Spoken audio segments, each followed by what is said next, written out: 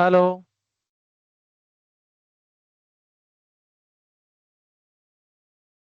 Hello. আপনাকে আমাকে শুনতে পাচ্ছেন?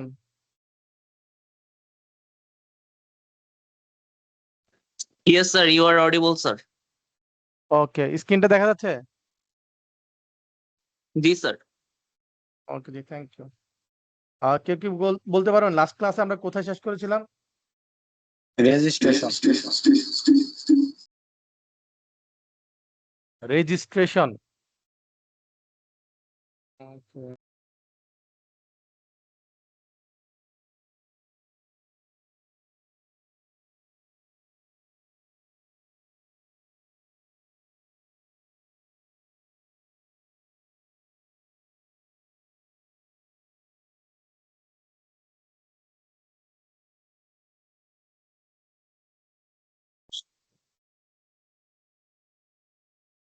কত নাম্বার পেজে কত বা সিরিয়ালটা একটু বলতে পারবেন কেউ?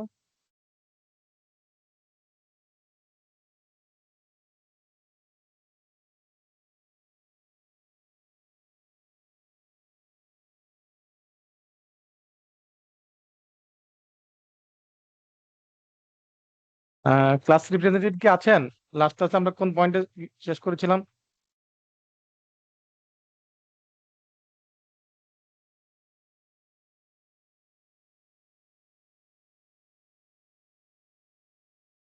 একটু রেসপন্স করেন, কোন পয়েন্টে গত ক্লাসে শেষ করেছিলাম?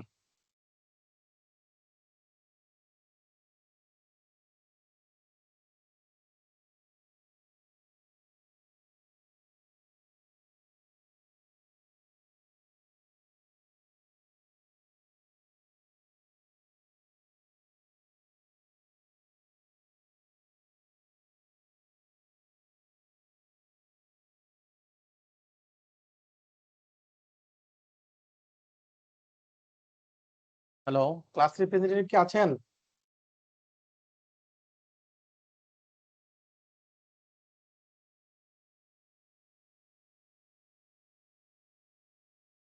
মিস্টার জাহিদুল ইসলাম, আপনি কি শুনতে পাচ্ছেন আমাকে?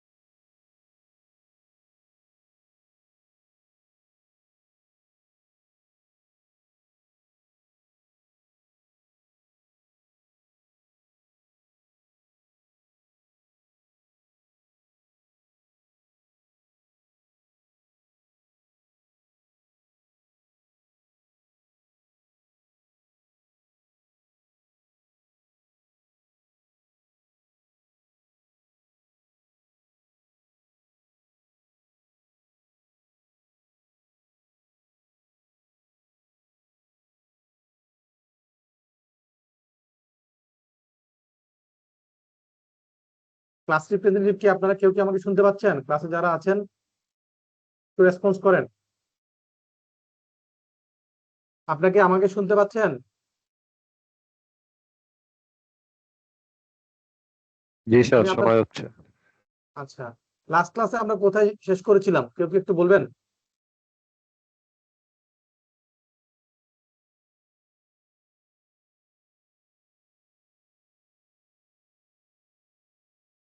একটু বলেন। আমরা আমার যেটুকু মনে পড়ছে আমরা এখান থেকে শুরু করার কথা, 23.6 থেকে আস্তে আস্তে আমরা সেকেন্ড হ্যান্ড গুডস পর্যন্ত পড়েছিলাম আমার যেটুকু মনে পড়ে। আমি কি ঠিক আছি?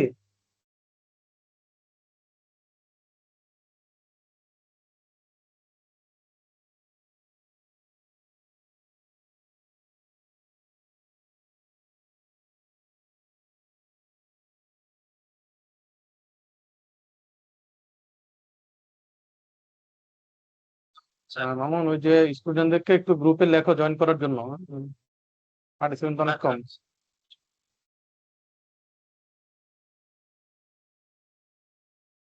ওকে, তো আজকে আমরা নেট পেয়েবল ভ্যাট থেকে শুরু করব, assessment of net payable VAT.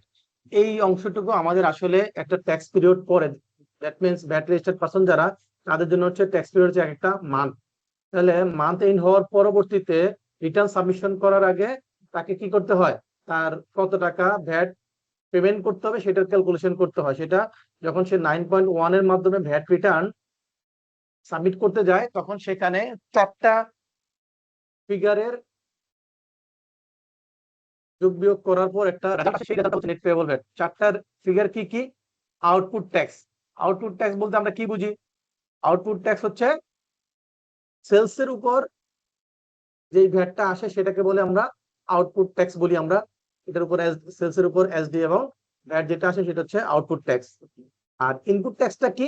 Input ট্যাক্সটা হচ্ছে আমরা উপকরণ হিসেবে, ইনপুট হিসেবে যা কিনেছি সেইটার কেনার সময় যে ভ্যাটটা দিয়েছি সেই ভ্যাটটা রিবেট পাওয়া যায়, বেনিফিট পাওয়া যায়, ক্রেডিট পাওয়া যায়, সেটা সেলস থেকে সেই ইনপুট ট্যাক্সটা মাইনাস করা যায়।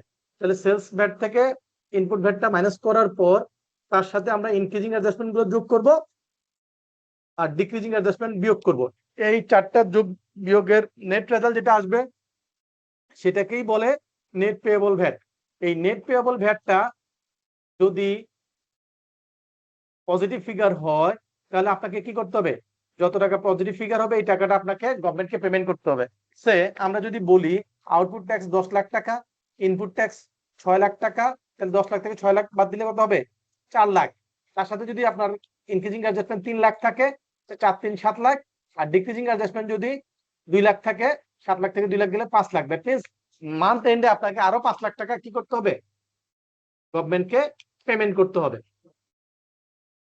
আর যদি এই ক্যালকুলেশন করার পর নেট পেবল অ্যামাউন্টটা মাইনাস ফিগার হয়, তাহলে সেক্ষেত্রে দ্যাট মিনস আপনি গভর্নমেন্টকে বেশি টাকা দিয়ে রাখছেন, পেমেন্টটা বেশি হয়ে আছে, তাহলে সেক্ষেত্রে আপনাকে আর ওই ট্যাক্স পিরিয়ডে আর কোনো পেমেন্ট করতে পারেন। পরবর্তী ট্যাক্স পিরিয়ডে গিয়ে এই অ্যাডভান্স যেটা বেশি পেমেন্ট করা আছে সেটা অ্যাডজাস্ট করা যাবে। তাহলে আপনাকে একটু কাইন্ডলি বলতে পারবেন যে নেট পেয়েবল ট্যাক্স বলতে কি বোঝায়? আমি যদি আপনাদের মধ্যে থেকে কে বলতে পারবেন? মিস্টার শারিয়ার, আপনি বলেন। শারিয়ার রহমান, মিস্টার শারিয়ার রহমান, আপনি বলেন। আছেন আপনি ক্লাসে? হ্যাঁ। মিস্টার আরিফুল ইসলাম?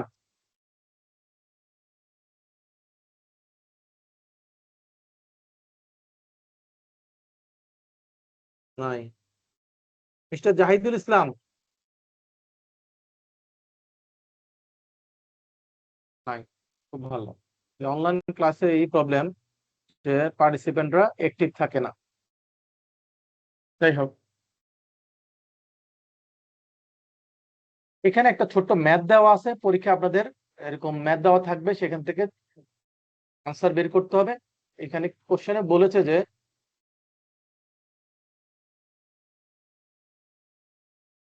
এই যে এখানে বলেছে একটা প্রতিষ্ঠান তারা কি করেছে, তারা they imported raw materials from Japan, Japan থেকে তারা র মেটেরিয়ালস ইম্পোর্ট করছে, সেটার জন্য 3 লাখ টাকা পেমেন্ট করছে। তাহলে কেনার সময় যে ভ্যাটটা দেয় এটাকে কি বলে স্যার? ইনপুট ট্যাক্স বলে। ওকে, তারপরে সে অ্যাডভান্স ট্যাক্স দিয়েছে, আগাম কর দিয়েছে 60,000 টাকা।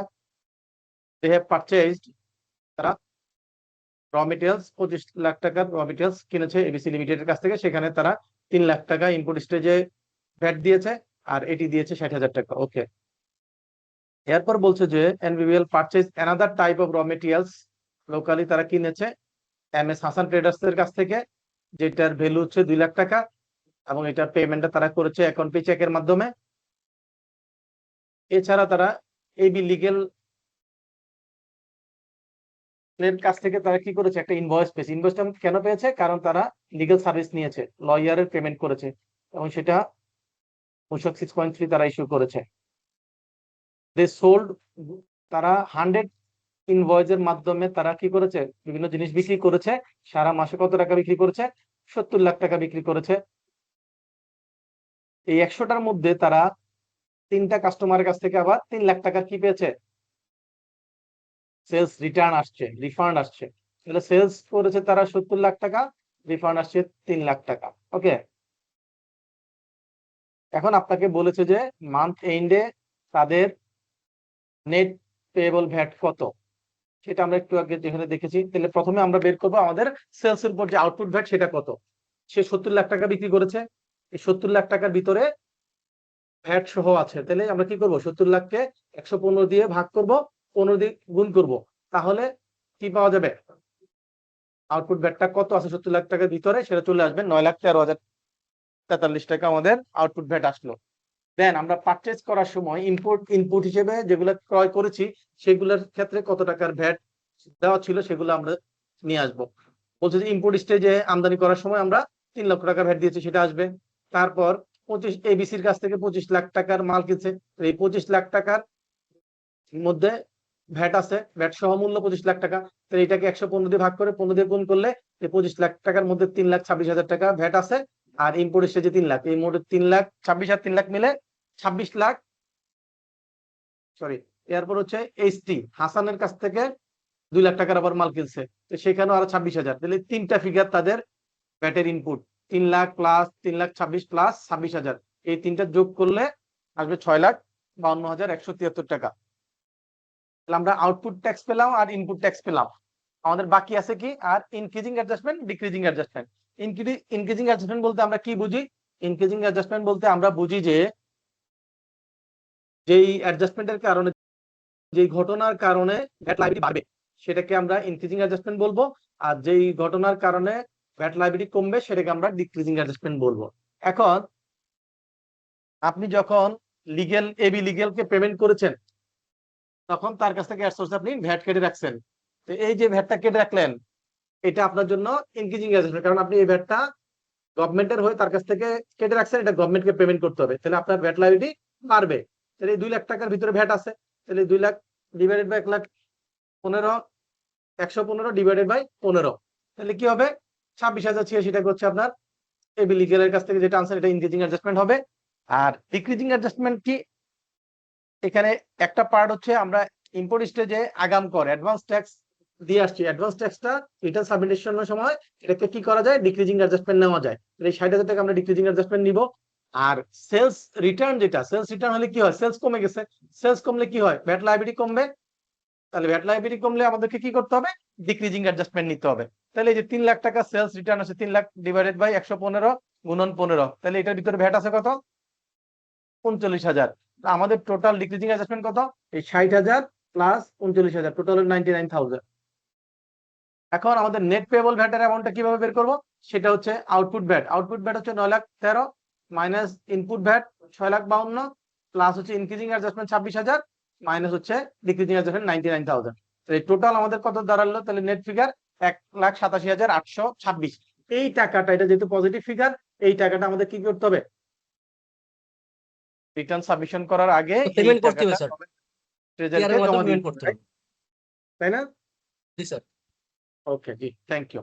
স্যার ইনক্রিজিং অ্যাডজাস্টমেন্ট একবার প্লাস হবে একবার মাইনাস হবে। হ্যাঁ, ইনক্রিজিং অ্যাডজাস্টমেন্ট কোথায় একবার প্লাস হলে একবার মাইনাস, ইনক্রিজিং অ্যাডজাস্টমেন্ট সব সময় তো প্লাস স্যার হচ্ছে। আপনি যখন ইনপুট ট্যাক্স বের করলেন, ইনপুট ট্যাক্সের মধ্যে স্যার এটা প্লাস করছেন না, এই যে 26,086। এটা তো অন্যটা স্যার, অ্যামাউন্ট মিলে গেছে, দুইটা তো দুই জিনিস। এটা হচ্ছে র মেটেরিয়ালস আচ্ছা। কিনেছেন, এটা কি কিনেছেন, র মেটেরিয়ালস কিনেছেন। আপনি র মেটেরিয়ালস আচ্ছা। কিনেছেন, এই ভ্যাটটা কি করবেন, আপনি বেনিফিট পাবেন, এই ভ্যাটটা কি পাবেন, বেনিফিট পাবেন, আউটপুট সেলস এর সাথে ইনপুট ট্যাক্সটা বেনিফিট পাবেন। আর এটা কি হয়েছে, এটা হলো 2 লাখ টাকা লয়ারকে পেমেন্ট করছেন, কাকে পেমেন্ট করছেন, আচ্ছা আচ্ছা আচ্ছা আচ্ছা, হ্যাঁ বুঝতে পারছি স্যার। লয়ার। স্যার উপরে অ্যামাউন্টটা সেম হয়ে যাওয়াতে আপনার কাছে কনফিউশন লাগছে, রাইট? হ্যাঁ হ্যাঁ স্যার, সেম ফিগার। ওকে, এখন এই যে আজকের যেই চ্যাপ্টার, যে অংশটুকু আজকে পড়বো, এটা আসলে আপনাদের টোটাল ভ্যাট সিলেবাসের মানে মেজর জায়গাটুকু। এটা দিয়ে আপনার ভ্যাটের যত কার্যক্রমগুলো ওগুলো করার পর ফিনিশ গুড যেটা রেজাল্ট, সেই রেজাল্টটা হচ্ছে ভ্যাট রিটার্ন, রাইট? আজকে আমরা ভ্যাট রিটার্নের জন্য যত ধরনের ক্যালকুলেশন প্লাস মাইনাস সবগুলো এখানে দেখতেছি। তো এর মধ্যে আমরা দেখেছিলাম আউটপুট ট্যাক্স। আউটপুট ট্যাক্স বলতে আমরা কি বুঝি, সেলস এর উপর যে ভ্যাট এবং এসডি আছে সেটাকে বলি আমরা আউটপুট ট্যাক্স, রাইট? আর ইনপুট ট্যাক্স বলতে কি বুঝি স্যার আমরা,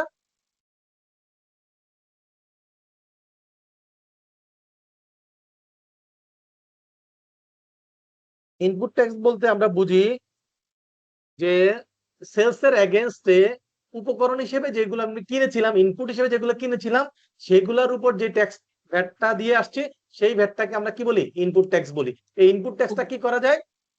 কিছু কমপ্লায়েন্স আছে, সেগুলো মানলে আমরা সেলস এর এগেনস্টে এগুলোকে ডিক্রিজিং ইনপুট ট্যাক্স রিবেট হিসেবে নিতে পারি, ক্রেডিট নিতে পারি। এই যে ইনপুট ট্যাক্স রিবেট নিব, এটা ভ্যাট আইনের কোথায় বলা আছে? 18 কত স্যার? 18 কতে এবং যেটা 46 হলো, জি আপনি যেটা 18 ক বলছেন, এটা হচ্ছে ইনপুট ট্যাক্সের ডেফিনেশন। কি বলেছেন? ইনপুটের ডেফিনেশন। আপনি বলেছেন ইনপুটের ডেফিনেশন, রাইট? ইনপুট হিসেবে যেগুলো কনসিডার হবে, সেগুলো কেনার সময় যে ভ্যাটটা দিবেন সেটাকে বলে ইনপুট ট্যাক্স, এবং সেই ইনপুট ট্যাক্সটা সেলস এর ট্যাক্সের এগেইনস্টে কি করা যায়? রেয়াত নেওয়া যায় স্যার। রিবেট নেওয়া যায়। Input tax, right, input tax credit নেওয়া যায়। তাহলে এই যে রিবেট নেওয়া যাবে, এটা আইনে কোথায় বলা আছে? সেকশন 46। 46। এই ভ্যাট আইনে সেকশন 46 টা অনেক বেশি ইম্পর্টেন্ট একটা সেকশন। ওকে, তো আমরা প্রথম ক্লাসে শিখেছিলাম, মনে আছে কিনা, যে কোন ধরনের সেলস এর এগেইনস্টে ইনপুট ট্যাক্স রিবেট নেওয়া যায়? ওই যেখানে হাইলাইট করা আছে, দেখেন, কালার করা আছে, এই যে এক্সপোর্ট জিরো রেটেড এবং 15%। 15% রেটে যদি আমি সেলস করি, তাহলে 15% রেটে যদি সেলস করি, অথবা যদি এক্সপোর্ট করি, অথবা কি করি, এক্সপোর্ট করি স্যার। এছাড়া অন্য যত ধরনের সেলস আছে সেগুলোর এগেইনস্টে ইনপুট ট্যাক্স রিবেট পাওয়া যাবে না। কথা কি মনে থাকবে? জি স্যার। তাহলে কোন ধরনের সেলস এর এগেইনস্টে ইনপুট ট্যাক্স রিবেট পাওয়া নেওয়া যাবে? স্ট্যান্ডার্ড রেট স্যার, যেগুলো স্যার রেট প্লাস এবং জিরো রেট স্যার, এবং উইথ এক্সপোর্ট। জিরো তো এক্সপোর্ট মানে হচ্ছে জিরো রেট, মানে হচ্ছে এক্সপোর্ট। জিরো রেট মানে কি? Export sir. এক্সপোর্ট। এক্সপোর্টের জন্য হচ্ছে ডিমড এক্সপোর্ট এবং ডিরেক্ট এক্সপোর্ট, এগুলো হচ্ছে জিরো রেটেড। ওকে, তাহলে এক্সপোর্ট আর 15% রেটে যদি কোনো সাপ্লাই করে থাকি, তাহলে সেগুলোর ক্ষেত্রে শুধুমাত্র এটার এগেইনস্টে ইনপুট ট্যাক্স রিবেট নিতে পারবো।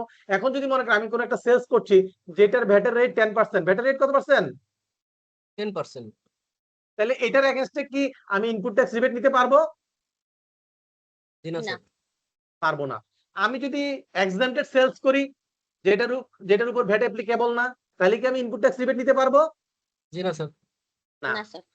মূল কথা হলো জিরো রেট আর 15% ছাড়া পৃথিবীর অন্য যত যা কিছু আছে সেগুলো এগেইনস্টে কি পাওয়া যাবে না? রিবেট পাওয়া যাবে না। ইনপুট ট্যাক্স রিবেট পাওয়া যাবে। তাহলে ইনপুট ট্যাক্স রিবেট পাওয়ার জন্য কিসের উপর ডিপেন্ড করে? আমি সাপ্লাইটা তো ব্যবসার কিভাবে নেচারের করলাম? উপর স্যার। সাপ্লাইয়ের উপর নির্ভর করে, সাপ্লাইয়ের ভ্যাটের রেটের উপর নির্ভর করে, রাইট? জি স্যার। এটা কিন্তু কিনার সময় কত পার্সেন্টে কিনছি সেটার উপর ডিপেন্ড করে না, ডিপেন্ড করে কিসের উপর? সেলস এর উপর বিক্রিটা স্যার। আমি কত পার্সেন্ট রেটে করছি, রাইট? জি স্যার। ওকে, এখন যদি আমি জিরো রেট অথবা 15% এর যে কোনো একটা আমি সাপ্লাই করি, তাহলে এটা এগেইনস্ট রিবেট পাবো। এইটুকু তো আমরা সবাই বুঝে গেছি, রাইট? ওকে, এগুলা রিবেট গুলা ক্লেম করার জন্য সেকশন 46 এ অনেকগুলা কন্ডিশন আছে। অনেকগুলা কি আছে? কন্ডিশন আছে স্যার। কন্ডিশন আছে। যেমন আপনি সেলস করতে গেলে আপনাকে 6.3 এর মাধ্যমে সেলস করতে হবে, রাইট? ট্যাক্স ইনভয়েস জি করতে স্যার। হবে। আবার আপনি যে কিনছেন, কেনার সময় এটা 6.3 এর মাধ্যমে কিনতে হবে, লোকাল যদি কিনেন। আর যদি ইম্পোর্ট হয় তাহলে কি করতে হবে? ওই যে কাস্টমস এর বিল অফ এন্ট্রি লাগবে। কাস্টমস এর কি লাগবে? বিল অফ এন্ট্রি। এখন আর বিল অফ এন্ট্রি শব্দটা নতুন কাস্টমস আইনে নাই। এই শব্দটার নাম হয়ে গেছে এখন কি? স্যার সার্ভিস ইম্পোর্টের ক্ষেত্রে কি বিল অফ এন্ট্রি হয় স্যার? হয় না। আচ্ছা আমি একটু বলি, তাহলে এখানে দেখেন গুডস ডিক্লারেশন। তাহলে আগে যেটা আমরা বিল অফ এন্ট্রি বলতাম, এখন নতুন কাস্টমস অ্যাক্ট 2023 অনুযায়ী সেটাকে কি বলে? Goods declaration number. ডিক্লারেশন। ওকে, তাহলে ইম্পোর্ট করলে গুডস ডিক্লারেশনের কপি লাগবে। আর লোকালি যদি আমি কিনি তাহলে 6.3 এর মাধ্যমে কিনতে হবে, রাইট? জি স্যার।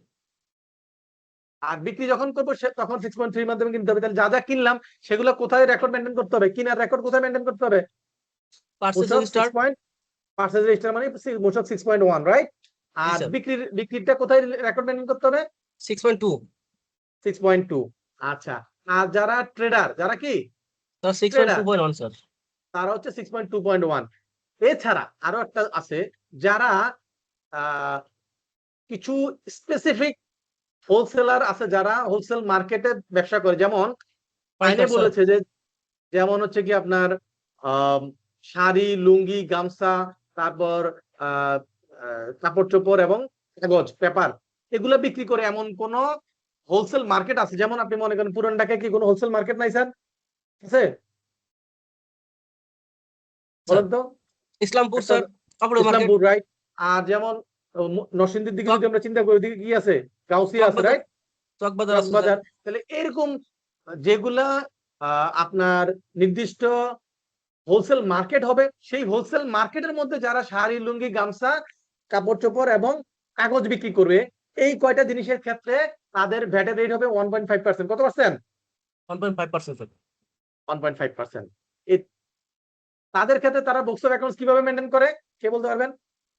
তারা কিন্তু এই 6.1, 6.2.1, 6.2 এগুলো করে না।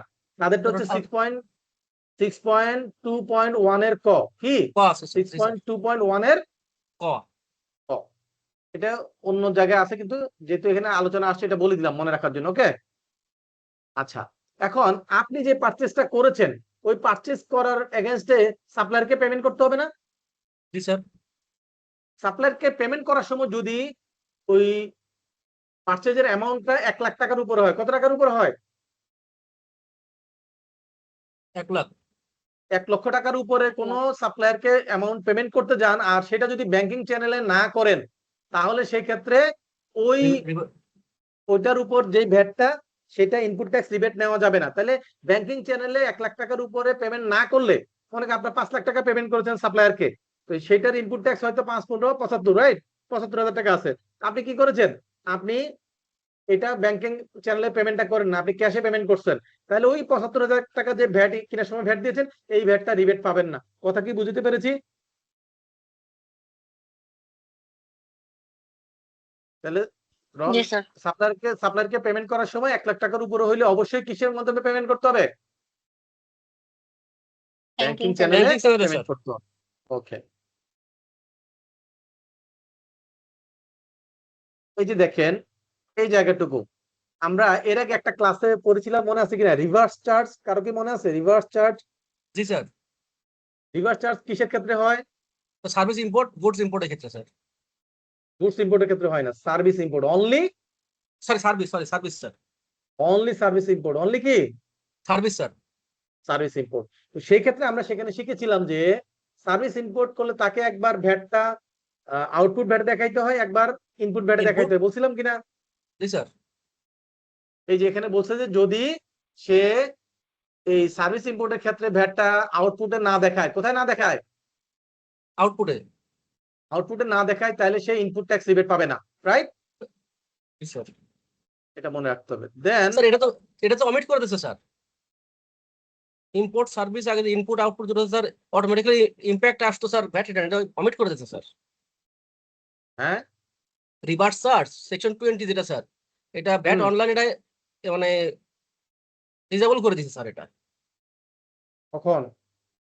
এই ডিসেম্বর থেকে স্যার, জানুয়ারি থেকে ডিসেম্বর থেকে। আচ্ছা, এটা আমি একটু রিচেক করে দিব, ঠিক আছে? তো আমাদের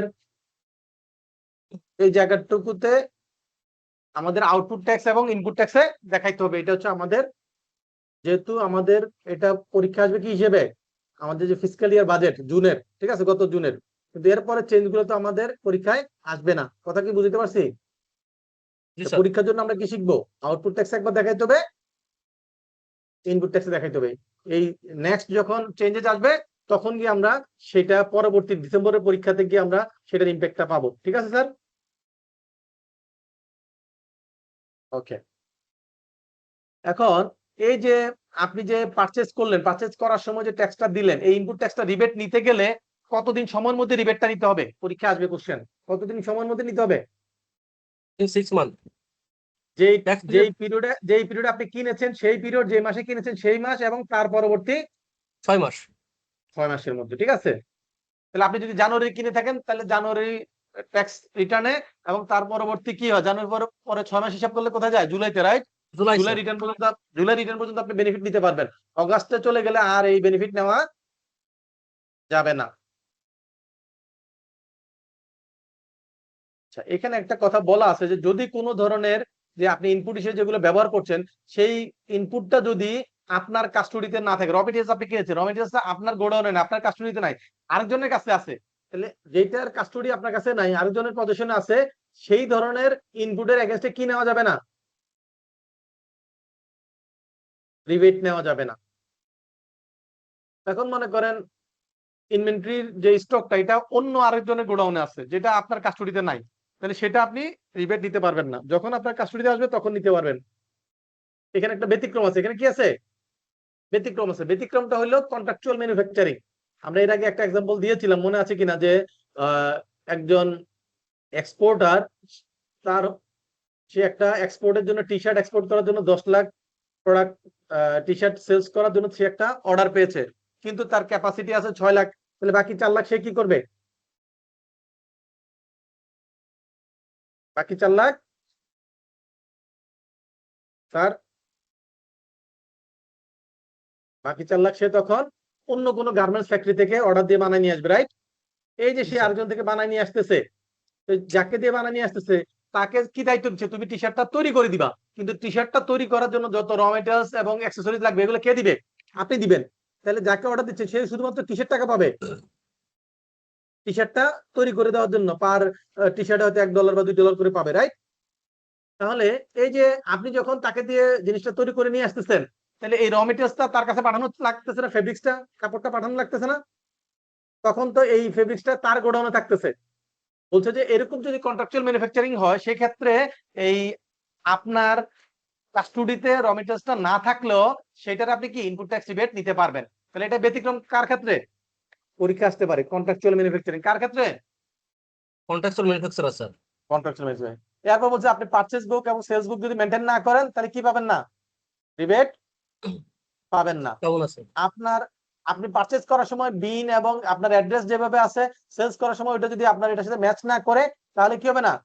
মনে করেন আপনি পারচেজ করছেন, সেখানে বিন নাম্বারটা আপনার নাই, আরেকজনের বিন, তাহলে কি এটার জন্য ইনপুট ট্যাক্স রিবেট আপনি পাবেন? জি না স্যার। পাবেন না। এরপর বলছে যে গুডস ডিক্লারেশনে যদি আপনার বিন টিন এগুলো উল্লেখ না থাকে, তাহলে সেগুলো, এবং ওইখানে যে প্রোডাক্টটা আপনি কিনে আনতেছেন সেটার যে কমার্শিয়াল ডেসক্রিপশন বা এইচএস কোড, সেটা যদি আপনার বাস্তবতার সাথে আপনি যে সেলস করছেন সেটার সাথে না ম্যাচ করে, হ্যাঁ, আপনি যেটা ক্লেম করছেন তার সাথে না ম্যাচ করে, তাহলে সেক্ষেত্রে সেটার বেনিফিটটা পাবেন না। কারণ ওই আমরা যখন কোনো কিছু পারচেজ করি বা সেলস করি, তাহলে তখন কি হয়? আমরা সেলস এর আগে 4.3 ইস্যু করি না, ইনপুট আউটপুট কোএফিসিয়েন্ট? জি স্যার। সেখানে যে আমি এইচএস কোড দেখাচ্ছি, আমি যে ইনপুট করছি সেখানে র মেটেরিয়ালস এইচএস কোড আলাদা, তাহলে যে এইচএস কোড আমার 4.3 তে নাই, তাহলে সেটার কি আমি বেনিফিট নিতে পারবো? জি না স্যার। পারবো না। এরপর বলছে যদি কোনো ব্যাংক গ্যারান্টি হয়, কি হয়? ব্যাংক গ্যারান্টি হয়। কিসের ক্ষেত্রে ব্যাংক গ্যারান্টি হয়? যখন আমরা ইম্পোর্ট করি, ইম্পোর্ট স্টেজে কাস্টমস ডিউটি আমার কাছ থেকে ডিউটি আদায় করে কিনা? করে। তো যখন ডিউটি আদায় করে, তখন দেখা যায় যে অনেক সময় অ্যাসেসমেন্ট করার সময় ফিজিক্যাল ইন্সপেকশনের দরকার হয়, অ্যাসেসমেন্ট করতে একটু সময় লাগে, কিন্তু আপনার ফ্যাক্টরিতে মালটা দরকার। তখন একটা প্রসিডিউর আছে কাস্টমসে, যে আপনি একটা ব্যাংক গ্যারান্টি সাবমিট করলে মালটা আপনি বের করে নিয়ে আসতে পারেন। ইন দ্য মিন টাইম তারা এটা অ্যাসেসমেন্ট করলে ফাইনাল হলে তখন আপনি ব্যাংক গ্যারান্টির মাধ্যমে রিলিজ করে টাকাটা দিয়ে দিলে হয়, তাহলে মালটা আপনি রিলিজ করে আনতে পারেন, রাইট? তো সেই ক্ষেত্রে বলছে যে ব্যাংক গ্যারান্টির মাধ্যমে যদি আপনি কোনো কিছু কি করে নিয়ে আসেন, কোনো র মেটেরিয়ালস রিলিজ করে নিয়ে আসেন, তাহলে সেইটার যে ইনপুট ট্যাক্স রিবেট সেটা আপনি কি করতে পারবেন না? ক্লেম করতে পারবো না স্যার। রিবেট ততদিন পর্যন্ত নিতে পারবেন না যতদিন পর্যন্ত না ব্যাংক গ্যারান্টি রিলিজ হচ্ছে। ব্যাংক গ্যারান্টি যখন রিলিজ হচ্ছে, তার মানে আপনার ডিউটিটা ফাইনালাইজ হচ্ছে, আপনি ডিউটি পেমেন্ট করছেন। তাহলে ডিউটি পেমেন্ট না করে কি আপনি রিবেট নিতে পারবেন স্যার? মনে করেন আপনি যেটা জি না ভ্যাট স্যার। দেনই নাই, না স্যার। সেটা তো রিবেট নিতে পারবেন না। তাহলে ব্যাংক গ্যারান্টিটা রিলিজ হওয়ার মানে হচ্ছে যে আপনি ডিউটি পেমেন্ট করছেন, তো ডিউটি পেমেন্ট হওয়ার পরে গিয়ে আপনি রিবেট নিতে পারবেন, এটাই এখানে বলেছে, ক্লিয়ার? এবং সেই ক্ষেত্রে কতদিনের মধ্যে নিতে পারবেন? সেটা হচ্ছে ব্যাংক গ্যারান্টিটা যেদিন রিলিজ হবে সেদিন থেকে পরবর্তী 6 কর মেয়াদ। ব্যাংক গ্যারান্টি যেই মাসে রিলিজ হবে তার পরবর্তী 6 কর মেয়াদের মধ্যে আপনি কি করতে পারবেন? ইনপুট ট্যাক্স রিবেট নিতে পারবেন, ক্লিয়ার?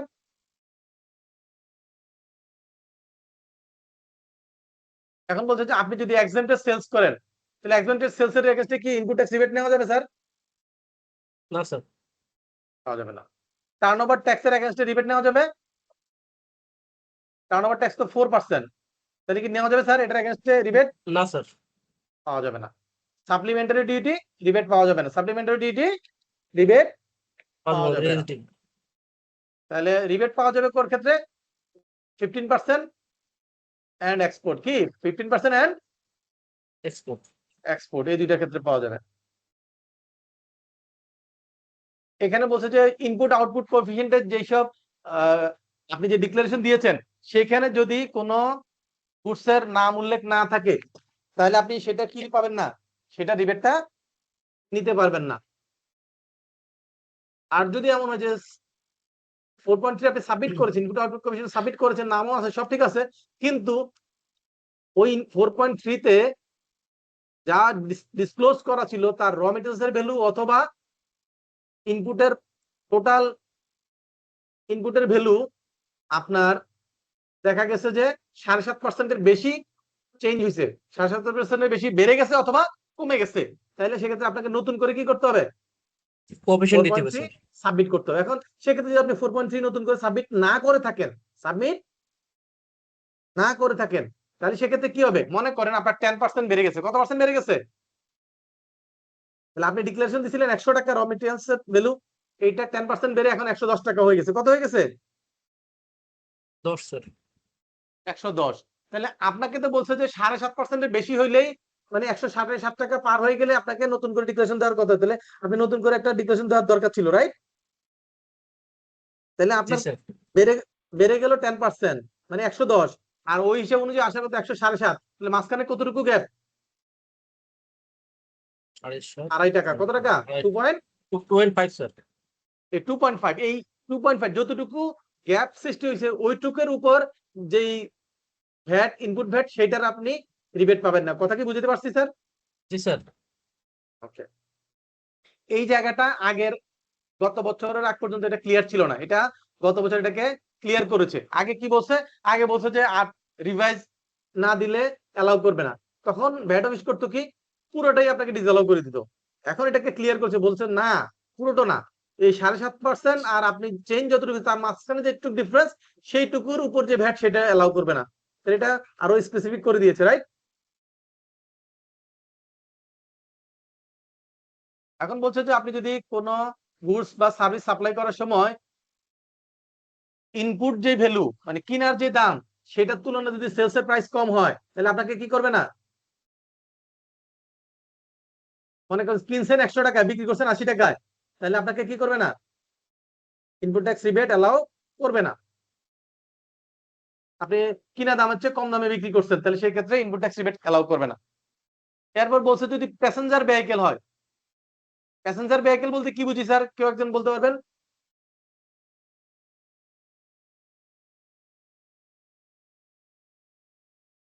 যেমন বাস, বাস একটা কার। কি কার, এগুলো হচ্ছে প্যাসেঞ্জার ভেহিকেল, রাইট?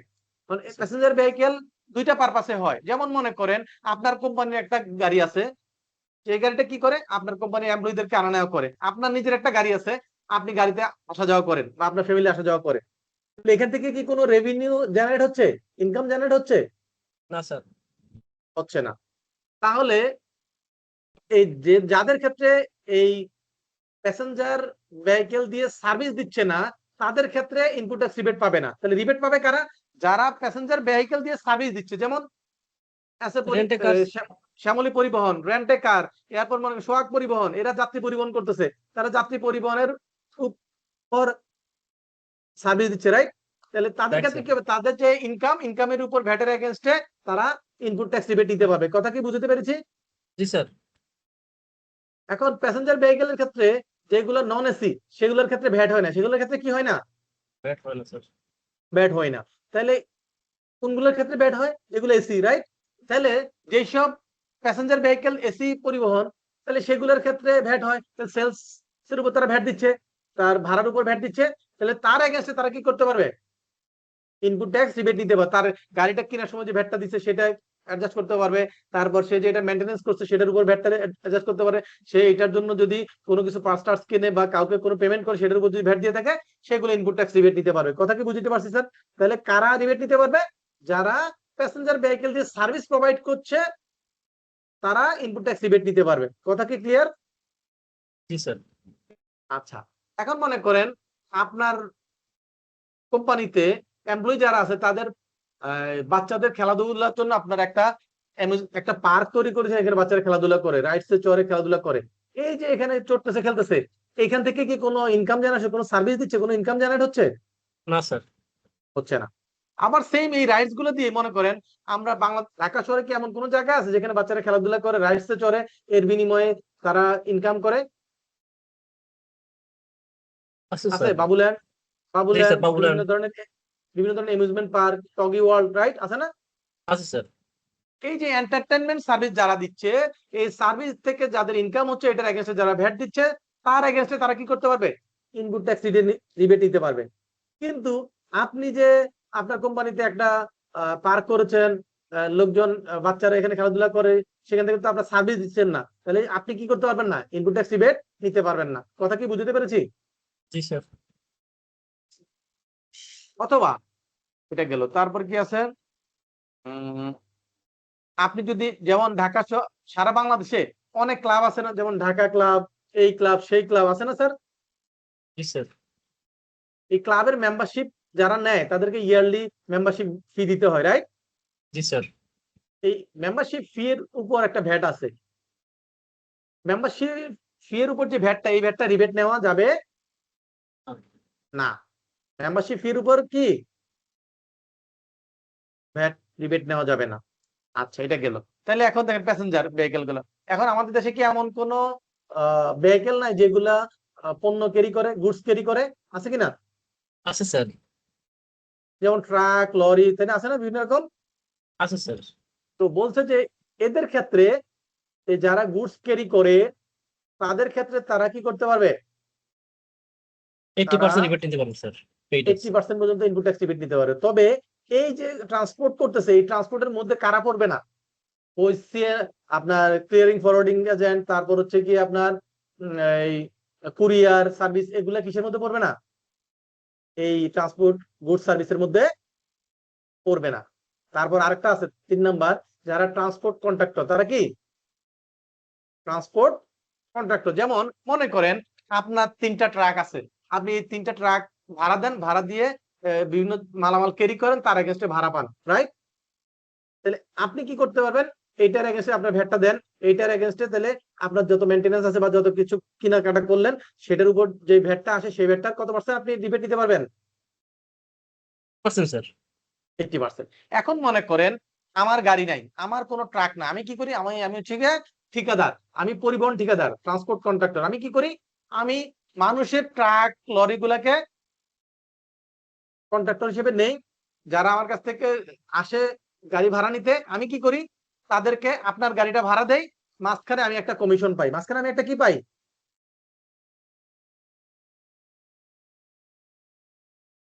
মাঝখানে কি পাই আমি? স্যার। কমিশন পাই। তাহলে গাড়িটা কি আমার? না। আমি কি টোটাল গাড়ির ভাড়ার ইনকামটা আমার পকেটে আসে না, এটা একটা কমিশন পার্সেন্টেজ আমি পাই?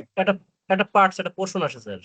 তাহলে সেক্ষেত্রে আমি যে ট্রান্সপোর্ট কন্ট্রাক্টর, আমি ওই ইনপুট ট্যাক্স রিবেট নিতে পারবো না। কি নিতে পারবো না?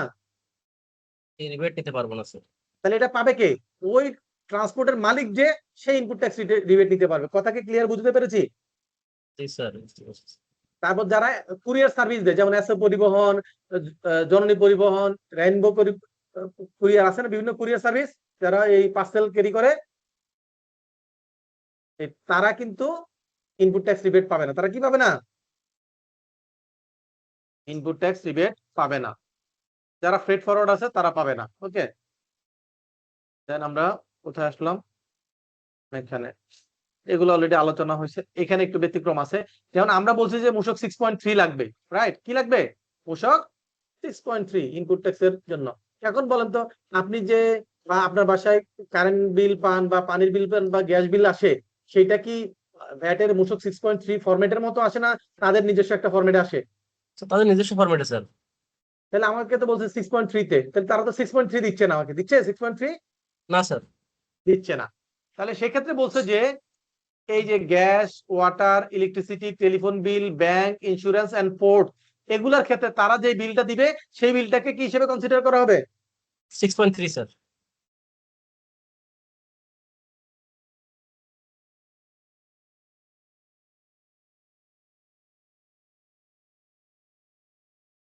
আচ্ছা, এখন বলছে যে পার্শিয়াল ইনপুট ট্যাক্স, এটার শব্দ এখান থেকে শব্দ থেকে আমরা বুঝতে পারছি যে কি ইনপুট ট্যাক্স পুরোটা না, এটার একটা অংশ বিশেষ আমরা রিবেট পাবো, রাইট? আংশিক পাবো। এটা একটা এক্সাম্পল দিলে আপনাদের বুঝতে সহজ হবে। যেমন মনে করেন আপনি 10 লক্ষ টাকা র মেটেরিয়ালস কিনেছেন। কত টাকা র মেটেরিয়ালস কিনেছেন? তার একটু রেসপন্স করে তাহলে জিনিসটা বুঝতে সহজ হবে। কত 10 টাকা র লক্ষ টাকা, মেটেরিয়ালস স্যার। কিনেছেন? 10 লক্ষ 10 লক্ষ টাকা। টাকা। ওকে, এই 10 লক্ষ টাকার র মেটেরিয়ালস দিয়ে আপনি যে ফিনিশ গুডটা তৈরি করেছেন, সেই ফিনিশ গুডটা বিক্রি করেছেন 20 লক্ষ টাকায়। কত টাকায়? 20 লক্ষ টাকা, স্যার। এই 20 লক্ষ টাকা সেলস এর মধ্যে আপনি দুই ধরনের সেলস করেছেন। কত ধরনের সেলস করেছেন? এই ধরনের, স্যার। এর মধ্যে আপনি 60% সেলস করেছেন স্ট্যান্ডার্ড রেটে, 15% রেটে। কত পার্সেন্ট রেটে? 15%। 15%। আর বাকি যেই 40% আছে সেটা আপনি বিক্রি করেছেন 10% রেটে। কত পার্সেন্ট রেটে? 10%। তাহলে আমি আমি 60% বিক্রি করেছি 15% রেটে, আর বাকি 40% বিক্রি করছি কত পার্সেন্ট রেটে? 10%। 10%। 10% যেটা বিক্রি করেছি সেটার এগেইনস্টে কি আমি ইনপুট ট্যাক্স রিবেট পাবো? না, স্যার। না। পাবো না। তো ক্লিয়ার?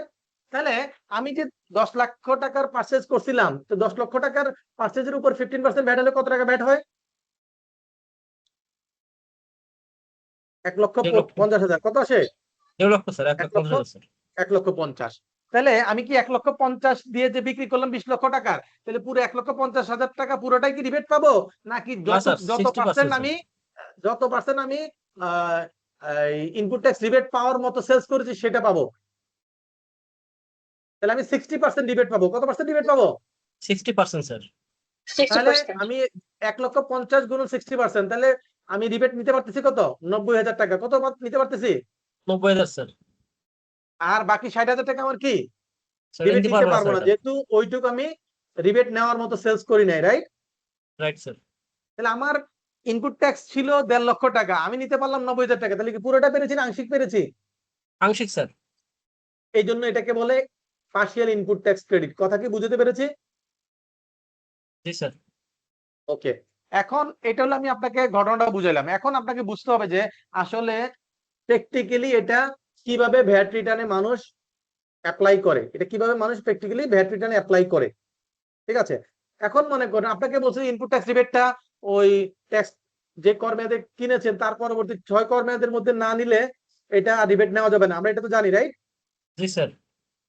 এই জন্য আমাদেরকে কি করতে হয়, আমরা কেনার পরই আমরা কি করব, পুরো ভ্যাটটাই রিবেট নিয়ে নিব, ইনপুট ট্যাক্স পুরোটাই কি করে নিব,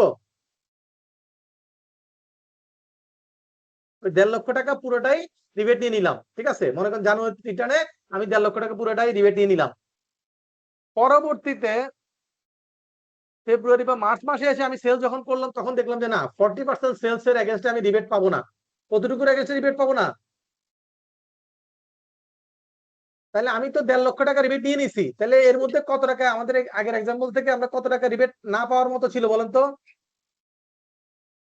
স্যার, 60,000 টাকা। 60,000 টাকা, স্যার। 60,000 টাকা।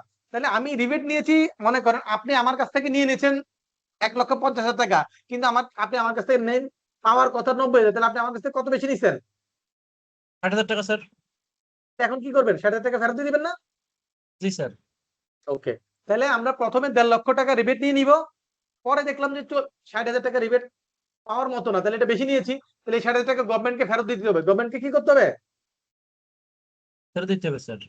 তাহলে তাহলে আমার ভ্যাট লাইবিলিটি বেড়ে যাবে, ফেরত দিতে হলে কি ভ্যাট লাইবিলিটি বাড়বে, তাহলে ইনক্রিজিং অ্যাডজাস্টমেন্ট করবো। সেটা কি করবো আমরা? তাহলে আমরা যদি ইনক্রিজিং এমন অ্যাডজাস্টমেন্ট। কোন ইনপুট ট্যাক্স রিবেট নিয়ে থাকি যেটা পাওয়ার মতো না, তাহলে সেইটুকু অংশ আমরা কি করব, ইনক্রিজিং অ্যাডজাস্টমেন্ট করব। কথা কি ক্লিয়ার বুঝতে পেরেছি? জি, স্যার। Clear, sir. জি স্যার।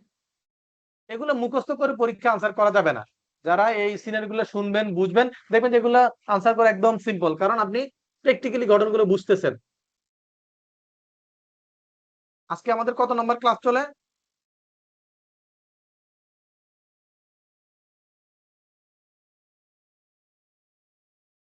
সাত নম্বর 8 নম্বর ক্লাস নাকি? ওকে, এখন আমরা দেখবো উইথহোল্ডিং ব্যাট। উইথহোল্ডিং ব্যাটটা কি? এটা হচ্ছে আপনি যখন কাউকে সাপ্লাই করবেন বা আপনি যদি কারো কাছ থেকে কোনো কিছু কিনলেন, কেনার পর আপনি সাপ্লায়ারকে পেমেন্ট করতে গেলে অ্যাট সোর্সে কি করবেন? ভ্যাটটা কেটে রাখবেন না স্যার? রাখবেন কিনা? সাপ্লায়ারকে পেমেন্ট স্যার। করার সময় অ্যাট সোর্সে ভ্যাট কেটে রাখবেন কিনা? জি স্যার। এই যে অ্যাট সোর্সে ভ্যাটটা কেটে রাখলেন, এটাকে বলছে উইথহোল্ডিং ভ্যাট বা ভ্যাট ডিডাকশন অ্যাট সোর্স। তাহলে ডিডাকশন অ্যাট সোর্সটা বুঝলাম, আমি পেমেন্ট করার সময় অ্যাট সোর্সে কেটে রাখলাম। কিন্তু ভ্যাট কালেকশন অ্যাট সোর্স এটা বলতে কি বোঝায়? কে বলতে পারবেন?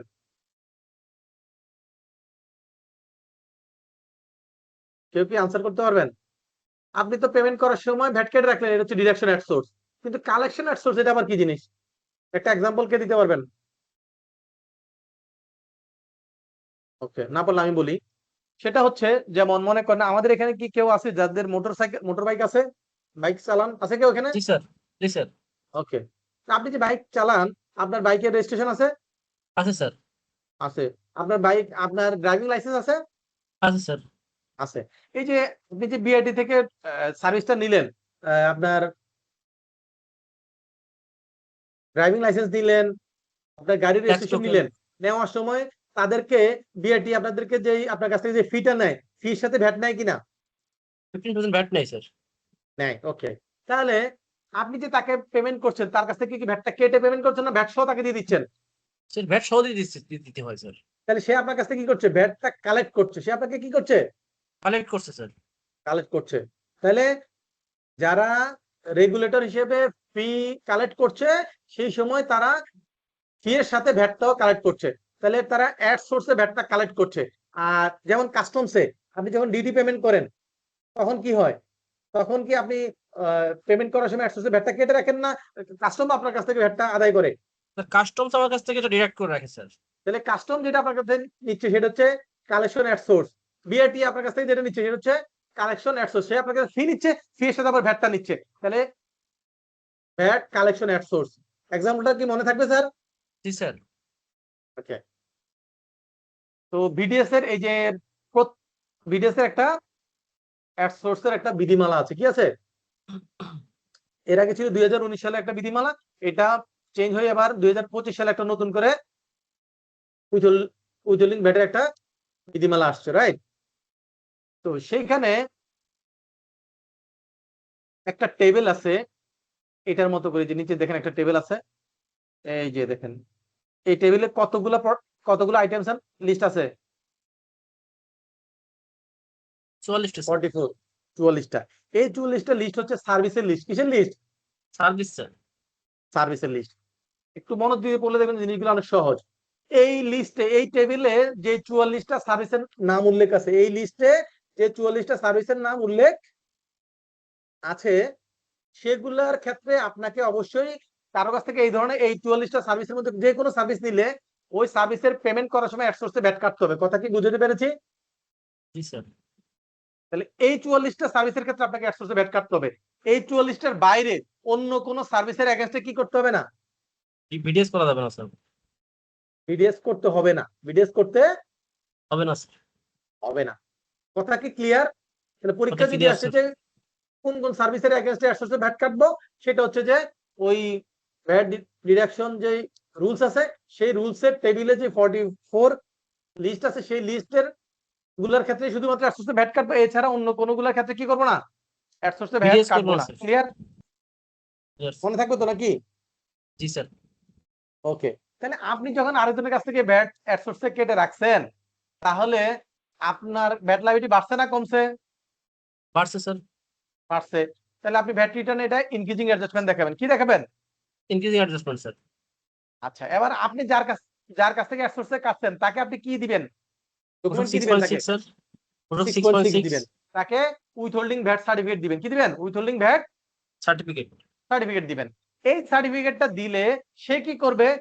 তার কাছে তো আপনি ভ্যাটটা কেটে নিছেন, তাহলে ভ্যাটটা গভর্নমেন্টকে দিয়ে দিচ্ছেন। তার ক্ষেত্রে কি ভ্যাট লাইবিলিটি বাড়ছে না কমছে? বাড়ছে স্যার। তার ক্ষেত্রে ভালো কি হবে? তার কাছ থেকে তো আপনি টাকা তার নিয়েই কমছে ফেলছেন, স্যার।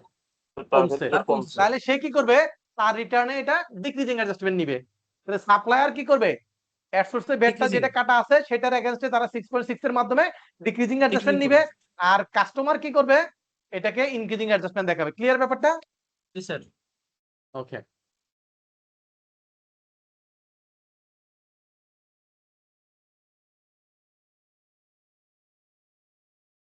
এখন আসছে গুডস এর ক্ষেত্রে। কিসের ক্ষেত্রে? গুডস গুডস এর ক্ষেত্রে বলছে যে উপরে কি গুডস আছে কিনা একটু চেক করে নেই, দাঁড়া একটা মিনিট।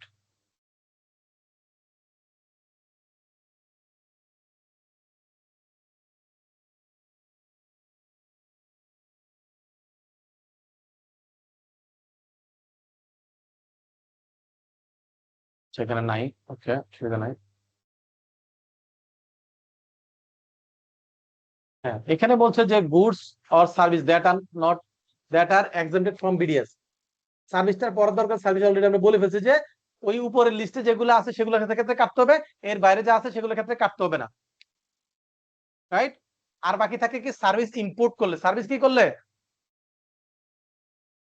ইম্পোর্ট করলে, আমদানি করলে। তাহলে আপনি যদি সেবা আমদানি করেন তাহলে সেক্ষেত্রে কি হবে? এইটার উপর যে ভ্যাটটা আসবে সেই ভ্যাটটা আপনি গভর্নমেন্ট ট্রেজারিতে জমা দিবেন যদি রেজিস্টার্ড পারসন হয়। আর যদি আপনি জমা না দেন তাহলে ব্যাংক কি করবে? আপনার কাছ থেকে ওই ভ্যাটটা ব্যাংক কেটে কাটবে, নিয়ে ট্রেজারিতে জমা দিবে, রাইট? আচ্ছা, এখন বলছে যে খেয়াল করেন, যদি গুডস সাপ্লাই হয় কি হয়? আপনি যদি গুডস সাপ্লাই করেন কি করেন? গুডস সাপ্লাই করেন কি হিসেবে? Goods supplied by manufacturer. যদি কোনো ম্যানুফ্যাকচারার গুডস সাপ্লাই করে এবং 6.3 এর মাধ্যমে সাপ্লাই দেয়, গুডস সাপ্লাই করে কে? ম্যানুফ্যাকচারার। যদি গুডস সাপ্লাই করে এবং 6.3 ইস্যু করে কি করে? একটু রেসপন্স করেন। ম্যানুফ্যাকচারার যদি গুডস সাপ্লাই করে 6.3 এর মাধ্যমে, তাহলে তার কাছ থেকে কি কাটতে হবে না? ভ্যাট কাটতে হবে না। তাহলে ম্যানুফ্যাকচারার যেই রেটে সাপ্লাই করুক না কেন, এটা 0 রেটে করুক, 5% করুক, 10% করুক, যে রেট ইস্যু না।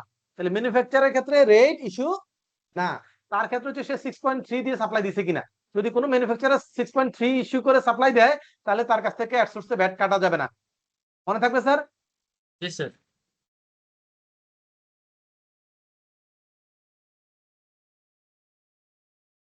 এখন বলছে যে যদি কোনো গুডস সাপ্লাই করে, কে সাপ্লাই করে? ট্রেডার। কে সাপ্লাই করে?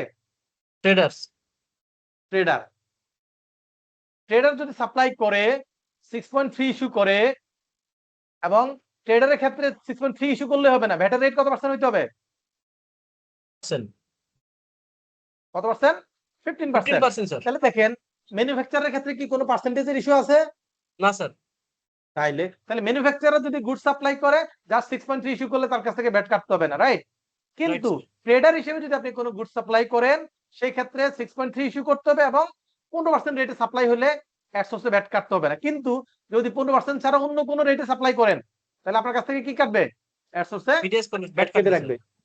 ওকে, তাহলে আপনার কাছ থেকে 15, তাহলে ট্রেডার হিসেবে 15% রেটে সাপ্লাই করতে হবে, 6.3 এর মাধ্যমে সাপ্লাই করতে হবে। তবে আরেকটা কন্ডিশন আছে। আরেকটা কি আছে? কন্ডিশন আছে। কন্ডিশনটা হইলো ওই যে সাপ্লায়ার, ট্রেডার, সে যে রেগুলার ভ্যাট রিটার্ন সাবমিট করে এটার একটা প্রমাণপত্র লাগবে। যদি এটা না দিতে পারে তাহলে আপনি তার কাছ থেকে কি করবেন? ভ্যাট কাটবো স্যার। ভ্যাট কাটবেন। কথা কি ক্লিয়ার? তাহলে একজন ট্রেডার গুডস সাপ্লাই করলে সেক্ষেত্রে কখন ভ্যাট কাটবো না? নাম্বার 1, 6.3 এর মাধ্যমে সাপ্লাই করতে হবে, 50%, 15% রেটে সাপ্লাই করতে হবে, রাইট? Right sir. নাম্বার 3 হচ্ছে ওনার কার্ডটা, ওনার কার্ডটা কি? সে যে রিটার্ন সাবমিট করতেছে সেটার একটা প্রমাণপত্র থাকা লাগবে। এটা ভ্যাট অনার কার্ড হইতে পারে, যে কোনো ফরম্যাট হইতে পারে, রাইট? ওকে।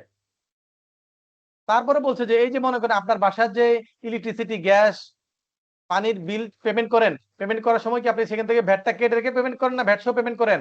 ভ্যাট সহ স্যার। তাহলে সেখানে কি ভ্যাট ডিডাকশন হচ্ছে? Collection at source. তাহলে এগুলোর ক্ষেত্রে অ্যাডসোর্সে ভ্যাট ডিডাকশন করতে হবে না। তাহলে এটা তারা কালেকশন অ্যাডসোর্স করতেছে, কিন্তু আপনার এখানে ভ্যাট ডিডাকশন অ্যাডসোর্স করতে হবে না। ক্লিয়ার? জি স্যার। ওকে। তারপর বলছে যে আপনি যদি কোনো গুড সাপ্লাই করেন যেটা ফার্স্ট শিডিউল অনুযায়ী এক্সাম্পটেড, কোন শিডিউল অনুযায়ী এক্সাম্পটেড? First schedule. তাহলে সেই ক্ষেত্রে ভ্যাট কাটতে হবে না। তো ফার্স্ট শিডিউল অনুযায়ী ভ্যাট কাটতে হবে না। কিন্তু যদি এক্সপোর্ট হয়, 0 রেটেড হয়, তাহলে সেক্ষেত্রে কি? সেক্ষেত্রেও ভ্যাট হবে না স্যার। কাটতে হবে না। এখানে দেখেন এরপর ব্যতিক্রম হচ্ছে আরো দুইটা আছে। Furniture manufacturer. কারা? ফার্নিচার ম্যানুফ্যাকচার, যেমন নাবানা ফার্নিচার, অমুক ফার্নিচার, তমুক ফার্নিচার, হাতিল ফার্নিচার আছে না স্যার? জি স্যার।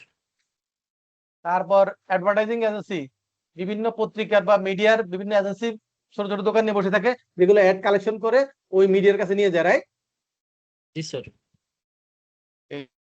হচ্ছে যে তারা তারা যে ট্যাক্স ইনভয়েসটা ইস্যু করবে, সেই ট্যাক্স ইনভয়েসটা আরো অথবা এআরও, আরো মানে রেভিনিউ অফিসার, এআরও মানে অ্যাসিস্ট্যান্ট রেভিনিউ অফিসার দ্বারা অ্যাটাস্টেড হইতে হবে এবং ভ্যাটের রেট কত হইতে হবে? 15% স্যার।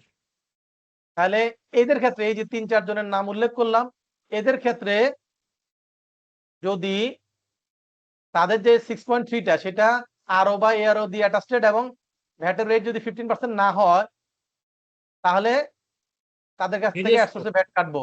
আর যদি এটা 15% সাপ্লাই দেয় এবং চালানটা আরও বা এআরও দিয়ে অ্যাটাস্টেড থাকে, তাহলে আমরা অ্যাডসোর্সে ভ্যাট কাটবো না। কথা কি বুঝতে পেরেছি? জি স্যার। এরপর হচ্ছে কেউ কারো কাছ থেকে যদি আপনি সাপ্লাই নেন, সে যদি আপনাকে ইএফডির মাধ্যমে, পজ মেশিনের মাধ্যমে তাকে বিল করে, তাহলে সেক্ষেত্রে আপনার অ্যাডসোর্সে ভ্যাট কাটা লাগবে না, কারণ তার পজ মেশিনটা সরাসরি এনবিআর এর সার্ভারের সাথে অ্যাটাস্টেড, রাইট?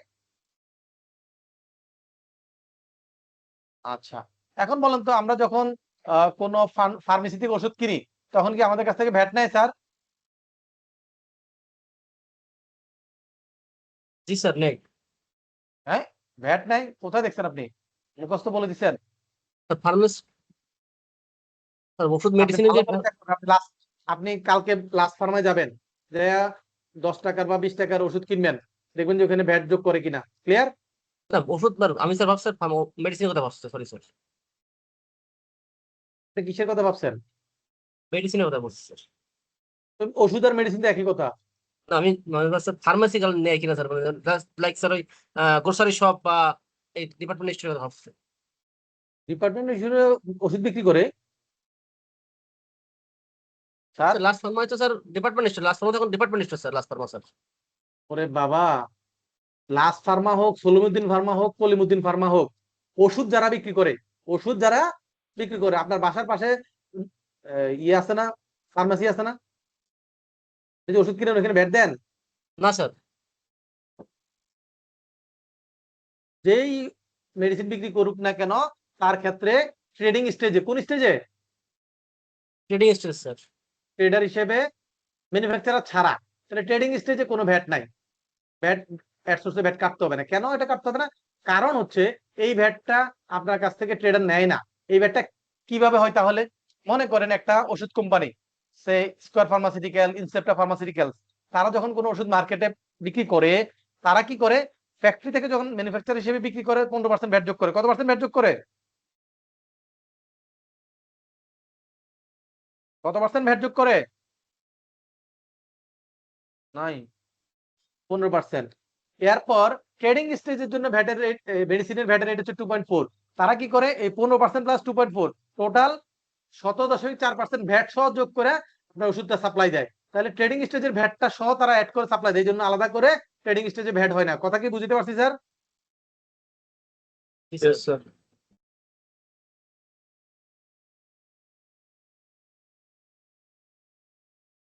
আচ্ছা, এখানে বলছে যে সার্ভিস ইনপুট করলে, এটা অলরেডি আমরা আলোচনা করছি। আপনি যদি সার্ভিস ইম্পোর্ট করেন, তাহলে সেক্ষেত্রে এটার উপর সার্ভিস ইম্পোর্ট করার ক্ষেত্রে 15% ভ্যাট দিতে হবে। আপনি যদি ভ্যাটটা না দেন, তাহলে কি হবে, ব্যাংক কি করবে, আপনার কাছ থেকে ভ্যাটটা কেটে নিয়ে তারপর আপনার সাপ্লায়ারকে পেমেন্টটা করবে, রাইট? আর যদি আপনি ভ্যাট রেজিস্টার্ড পারসন না হন, তাহলে ব্যাংক সরাসরি কেটে গভর্নমেন্ট এজেন্সিতে দিবে। তাহলে আপনি যদি রেজিস্টার্ড পারসন হন, আপনার দায়িত্ব আপনি জমা দিবেন। আপনি যদি দায়িত্ব পালন না করেন, তাহলে ব্যাংক করবে। আর যদি রেজিস্টার্ড পারসন না হন, তাহলে শুধু ব্যাংকের দায়িত্ব। ব্যাংক এটা এনশিওর করবে যে ভ্যাটটা কেটে নিয়ে তারপর ফরেন সাপ্লায়ারকে পেমেন্ট করেছে। Clear sir? জি স্যার। আচ্ছা, মনে করেন গভর্নমেন্টের কোন একটা প্রজেক্টে আপনি কাজ করেছেন, আপনি সেখানে একটা কন্ট্রাক্টর হিসেবে কাজ পেয়েছেন, সেই কাজের বিলটা গভর্নমেন্ট থেকে পাওয়ার সময় গভর্নমেন্ট আপনার কাছ থেকে অ্যাডসোর্সে ভ্যাট কেটে রাখছে। ক্লিয়ার?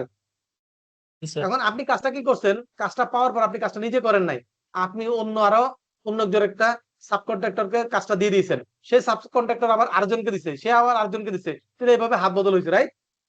তো সেক্ষেত্রে বলছে যে আপনার মূল কন্ট্রাক্টর যে আপনি, আপনার কাছ থেকে যে গভর্নমেন্ট ভ্যাটটা কেটে নিল, এইটার প্রমাণপত্র থাকা সাপেক্ষে আপনি যখন সাবকন্ট্রাক্টরদেরকে দিলেন, সেক্ষেত্রে প্রথম যে সাবকন্ট্রাক্টর আপনার কাছ থেকে যে কাজটা পাইলো, প্রথম যে সাবকন্ট্রাক্টর তার কাছ থেকে অ্যাডসোর্সে ভ্যাট কাটা লাগবে, তার পরবর্তীতে যত সাবকন্ট্রাক্টর সেগুলোর ক্ষেত্রে ভ্যাট কাটতে হবে। কথা কি বুঝতে পারছি স্যার? জি স্যার। এটা গত বছর চেঞ্জটা আসছে। এখন বলছে যে আপনি উইথহোল্ডিং ভ্যাটটা যদি কি করেন, ঠিক মতো না কাটেন বা গভর্নমেন্ট ট্রেজারিতে জমা না দেন, তাহলে আপনাকে ওই ভ্যাটটা তো গভর্নমেন্টকে দিতে হবে, প্রিন্সিপাল অ্যামাউন্টটার সাথে হাফ ইয়ারলি 2% ইন্টারেস্ট সহ দিতে হবে। কত পার্সেন্ট ইন্টারেস্ট দিতে হবে? 2% 2%। Half yearly. হাফ ইয়ারলি তার মানে 6 মাসে 2%, তাহলে বছরে কত? 4%। 4%, রাইট? তাহলে পরীক্ষা আসবে যে আপনার যদি বিডিএস এর টাকা আপনি জমা না দেন বা ঠিকমতো কমপ্লাই না করেন, সেটার ইন্টারেস্ট কত পার্সেন্ট? আনসার কি হবে? 2% হাফ ইয়ারলি। 2% শুধু বলবেন 2% half yearly, 2% half yearly. Half yearly. আর যেই ব্যক্তি এটা ঠিকমতো কাটে নাই, কমপ্লায়েন্স করে যে অফিসার বা স্টাফ, তাহলে তার ক্ষেত্রে সেক্ষেত্রে হচ্ছে তার জন্য পার্সোনাল জরিমানা হচ্ছে 25,000 টাকা। কত টাকা? 25,000। তাহলে এখন আপনি যে অ্যাডসোর্সে কারো কাছ থেকে ভ্যাট কেটে রাখবেন, কাটার পর আপনার দায়িত্ব কি? একটা সার্টিফিকেট ইস্যু করবেন, রাইট? 6.6 ইস্যু করবেন। সেটার ক্ষেত্রে কয় কপি ইস্যু করতে হবে? 3 কপি স্যার। মূল কপি কাকে দিবেন? মূল কপি স্যার যে মানে সাপ্লায়ার কে। নো, মূল কপি ভ্যাট সার্কেল অফিসে। কোথায় দিবেন? সার্টিফিকেটের মূল কপি দিবেন ভ্যাট সার্কেল অফিসে, ট্রেজারিরও মূল কপি দিবেন ভ্যাট সার্কেল অফিসে। সাপ্লায়ারকে একটা কপি দিন, আপনি একটা কপি রাখবেন 5 বছর। কত বছর আপনি মেনটেন করবেন? 5 বছর স্যার। আচ্ছা, এখন পরীক্ষা কোশ্চেন আসতে পারে যে এই যে 6.6টা আপনি ইস্যু করবেন, এটা কখন করতে হবে? আনসার দুই ধরনের। আনসার কয় ধরনের? দুই ধরনের। আপনি যদি রেজিস্টার্ড পারসন হন, আপনি যদি রেজিস্টার্ড বা এনলিস্টেড পারসন হন, রেজিস্টার্ড বা ইনলিস্টেড উইথহোল্ডিং পারসন। এন্টিটি, আপনি যদি উইথহোল্ডিং এন্টিটি যিনি, উনি যদি কি হয়, রেজিস্টার্ড বা এনলিস্টেড পারসন হন, তাহলে সেই ক্ষেত্রে সে কি করবে? তার ভ্যাট রিটার্নটা যেদিন জমা দিবে, ভ্যাট রিটার্নটা যেদিন জমা দিবে, ভ্যাট রিটার্ন জমা দেওয়ার পরবর্তী 3 ওয়ার্কিং ডেজ এর মধ্যে, তাহলে submission of VAT return, VAT return submit করার পরবর্তী 3 ওয়ার্কিং ডেজ এর মধ্যে 6.6 ইস্যু করবে। মনে থাকবে স্যার? জি স্যার। তাহলে যিনি ভ্যাট রেজিস্টার্ড পারসন বা এনলিস্টেড পারসন, তিনি কি করবেন? রিটার্ন সাবমিট করার পরবর্তী 3 ওয়ার্কিং ডেজ এর মধ্যে 6.6 ইস্যু করবেন। আর যিনি রেজিস্টার্ড পারসন না, নট রেজিস্টার্ড অর এনলিস্টেড, সে কি করবে? যেদিন অ্যাডসোর্সে ভ্যাটটা কাটবে, তার থেকে 15 দিনের মধ্যে সে টাকাটা জমা দিবে। যেদিন টাকাটা গভর্নমেন্ট ট্রেজারিতে জমা দিবে, সেই জমা দেওয়ার পরবর্তী এই যে ডিপোজিট অফ উইথহোল্ডিং ভ্যাট, এই ভ্যাট যেদিন জমা দিবে তার পরবর্তী 3 ওয়ার্কিং ডেজ এর মধ্যে কি করবে? ডিপোজিট করবে স্যার। তাহলে দুই ক্ষেত্রে দুইটা নিয়ম, রাইট? রেজিস্টার্ড হলে জি স্যার। একরকম, আনরেজিস্টার্ড হলে আরেক রকম, রাইট? জি স্যার। তাহলে যারা রেজিস্টার্ড পারসন তারা ভ্যাটটা কখন জমা দিবে? তারা মান্থ এন্ডে রিটার্ন সাবমিট করার আগে ভ্যাটটা জমা দিবে। আর ভ্যাট রিটার্ন যেদিন জমা দিবে, ভ্যাট রিটার্ন সাবমিট করার পরবর্তী 3 ওয়ার্কিং ডেজ এর মধ্যে 6.6 দিবে। আর যারা নট রেজিস্টার্ড তাদের ক্ষেত্রে কি হবে? যেদিন অ্যাডসোর্সে ভ্যাট কাটবে তার পরবর্তী 15 দিনের মধ্যে কি করবে? ভ্যাটটা পরিশোধ করবে গভর্নমেন্টকে, রাইট? যেদিন জি স্যার। গভর্নমেন্টকে ভ্যাটটা পরিশোধ করবে তার পরবর্তী 3 ওয়ার্কিং ডেজ এর মধ্যে কি করবে? টাকাটা ডিপোজিট করবে স্যার গভর্নমেন্টকে। ওকে, এগুলো সূক্ষ্ম সূক্ষ্ম জিনিস পরীক্ষা আসবে। হ্যাঁ, এগুলো সবগুলি এই দেখেন এখানে আলোচনা হয়ে গেছে। ভ্যাট রিটার্নে যে আপনি যদি ডিক্রিজিং সাপ্লায়ার কাছ থেকে অ্যাডসোর্সে ভ্যাট কেটে রাখছেন, তাহলে সাপ্লায়ার কি করবে? এটা তার ডিক্রিজিং অ্যাসেসমেন্ট নিবে ভ্যাট রিটার্নে কত নম্বর নোটে? 29। 29 এ 6.6 এর মাধ্যমে। কিসের মাধ্যমে নিবে?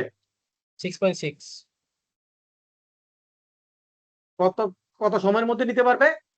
Sir running plus for next 6 হ্যাঁ, ট্যাক্স ওই পিরিয়ড। রাইট, এইটা দেন হচ্ছে যিনি অ্যাডসোর্সে ভ্যাটটা কেটে রাখছেন উইথহোল্ডিং এন্টিটি, সে কি করবে? তার জন্য হচ্ছে ইনক্রিজিং অ্যাডজাস্টমেন্ট। তার জন্য কি অ্যাডজাস্টমেন্ট? নোট 25। তার জন্য হচ্ছে ইনক্রিজিং অ্যাডজাস্টমেন্ট নোট 25। এই যে এগুলো সূক্ষ্ম সূক্ষ্ম জিনিস পরীক্ষা আসবে। আনসার করা যাবে তো নাকি? জি স্যার ইনশাআল্লাহ। ওকে, আচ্ছা একটু আগে যে আমরা ক্যালকুলেশন করছিলাম নেট পেয়েবল ভ্যাটের অ্যামাউন্ট বের করছিলাম না, যে output sir. VAT minus input VAT plus increasing minus decreasing একটা রেজাল্ট আসলো, আসার পর এখন ফিগারটা যদি মাইনাস ফিগার হয়, ফিগারটা কি হয়? মাইনাস ফিগার হয় মাইনাস ফিগার হয়, এটা দিয়ে কি বোঝায়? স্যার, আপনার মানে ব্যালেন্স অ্যাভেলেবেল স্যার, মানে ব্যালেন্স পজিটিভ। তার মানে আমরা গভর্নমেন্টকে টাকাটা বেশি দিয়ে রাখছি, রাইট? ভ্যাট জি স্যার। বেশি পেমেন্ট জি করে স্যার। রাখছি। তাহলে সেক্ষেত্রে এই ভ্যাটটা আমি কখন অ্যাডজাস্ট করতে পারবো? এই ভ্যাটটা কখন আমি রিফান্ডের জন্য ক্লেম করতে পারবো? এই ভ্যাটটা কখন আমি রিফান্ড ক্লেম করতে পারবো? ঠিক আছে, নিয়ম হলো যেই ট্যাক্স পিরিয়ডে এটা নেগেটিভ হয়েছে, সেই ট্যাক্স পিরিয়ডের পরবর্তী 6 কর মেয়াদ পর্যন্ত, কতদিন পর্যন্ত? 6 ট্যাক্স পিরিয়ড। 6 ট্যাক্স পিরিয়ড পর্যন্ত আপনি এটা অপেক্ষা করবেন যে এটা অ্যাডজাস্ট করে অন্য গুলোর সাথে অ্যাডজাস্ট করে এটা অফ হয় কিনা, রাইট? জি স্যার। যদি তারপরে দেখেন যে ব্যালেন্স থেকে যাচ্ছে, অ্যাডজাস্ট হচ্ছে না, তাহলে অ্যামাউন্টটা যদি 50,000 টাকার উপরে, অ্যামাউন্টটা কত টাকার উপরে হয়? 50,000 টাকার উপরে স্যার। তাহলে আপনি 6 কর মেয়াদ পরে এটা রিফান্ডের জন্য ক্লেম করতে পারবেন। কতদিন পরে রিফান্ডের জন্য ক্লেম করতে পারবেন? 6 কর মেয়াদ স্যার। 6 কর মেয়াদ, এবং সেটা অ্যামাউন্টটা কত হইতে হবে? 50,000 টাকার উপরে হইতে মিনিমাম হবে। কত 50। টাকার উপরে হইতে হবে? 50,000 টাকার উপরে স্যার। 50,000 টাকা পর্যন্ত হইলে এটা আপনি 6 কর মেয়াদ পরেও এটাকে কি করতে পারবেন না, রিফান্ডের জন্য ক্লেম করতে পারবেন না। এটা আজীবন ক্যারি ফরওয়ার্ড করতে হবে। আজীবন কি করতে হবে? ক্যারি ফরওয়ার্ড করতে হবে স্যার। তাহলে 50,000 টাকার উপরে যদি হয় তাহলে কতদিন ক্যারি ফরওয়ার্ড করবো? 6 ট্যাক্স পিরিয়ড। ওকে, আর যদি 50,000 টাকা পর্যন্ত হয় তাহলে কতদিন ক্যারি ফরওয়ার্ড করবো? স্যার লাইফ টাইম স্যার, যতদিন পিন নাম্বার এক্সিস্ট করবে স্যার। তাহলে পরীক্ষায় আসলে কি আনসার করতে পারবো? ইনশাআল্লাহ স্যার।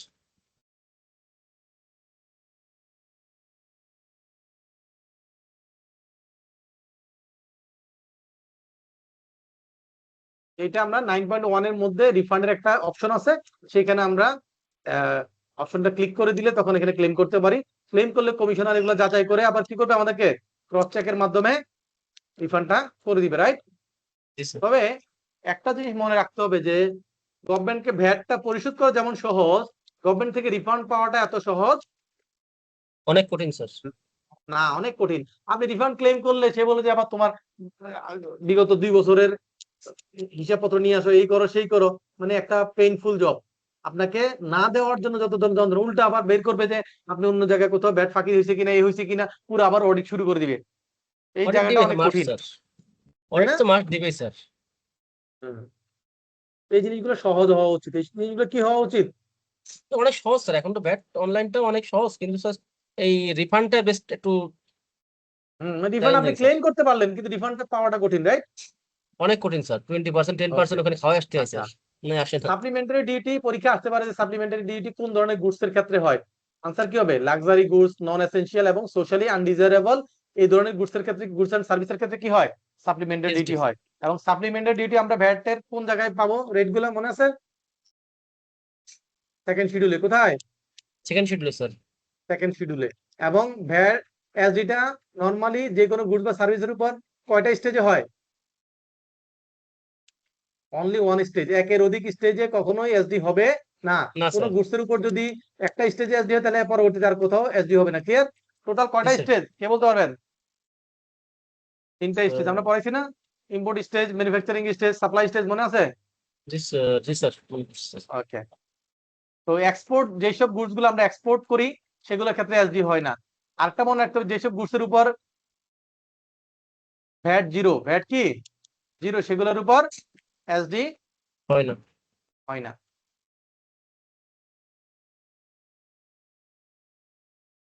এখানে বলছে এসডি সেকেন্ড শিডিউলে পাওয়া যাবে, এগুলো আমরা সব জানি। আচ্ছা, এখানে এই জিনিসটা আমরা অলরেডি ক্যালকুলেশন শিখে গেছি, এটা নতুন করে পড়াইতে হবে না। আমাদেরকে মনে আছে আমরা কিভাবে অ্যাসেসেবল ভ্যালু পরে আমরা এসডি ক্যালকুলেশন করছিলাম, মনে আছে? অ্যাসেসেবল value plus CD plus RD এর উপর আমরা এসডি বের করছি, এসডি সহ মূল্যের উপর ভ্যাট ক্যালকুলেশন করছি, মনে আছে কিনা স্যার সবার? জি স্যার, মনে আছে স্যার। ক্লিয়ার না স্যার? এগুলা পরীক্ষায় আসতে পারে, ছোট ছোট ম্যাথ দিতে পারে, রাইট?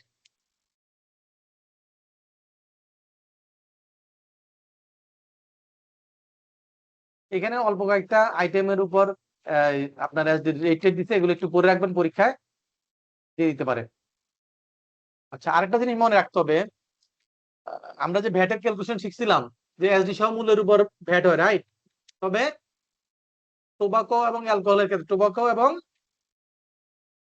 অ্যালকোহলের ক্ষেত্রে এমআরপির উপর সরাসরি ভ্যাটের রেট, সরাসরি এসডি রেট, সেটার ক্ষেত্রে এসডি সহ মূল্যের উপর ভ্যাট এরকম হবে না। মনে করেন 1000 টাকা যদি এক প্যাকেট সিগারেটের মূল্য লেখা থাকে এমআরপি, তাহলে সেটার উপর 15% যদি ভ্যাট হয় তাহলে 150 টাকা ভ্যাট হবে, ডাইরেক্ট 15%।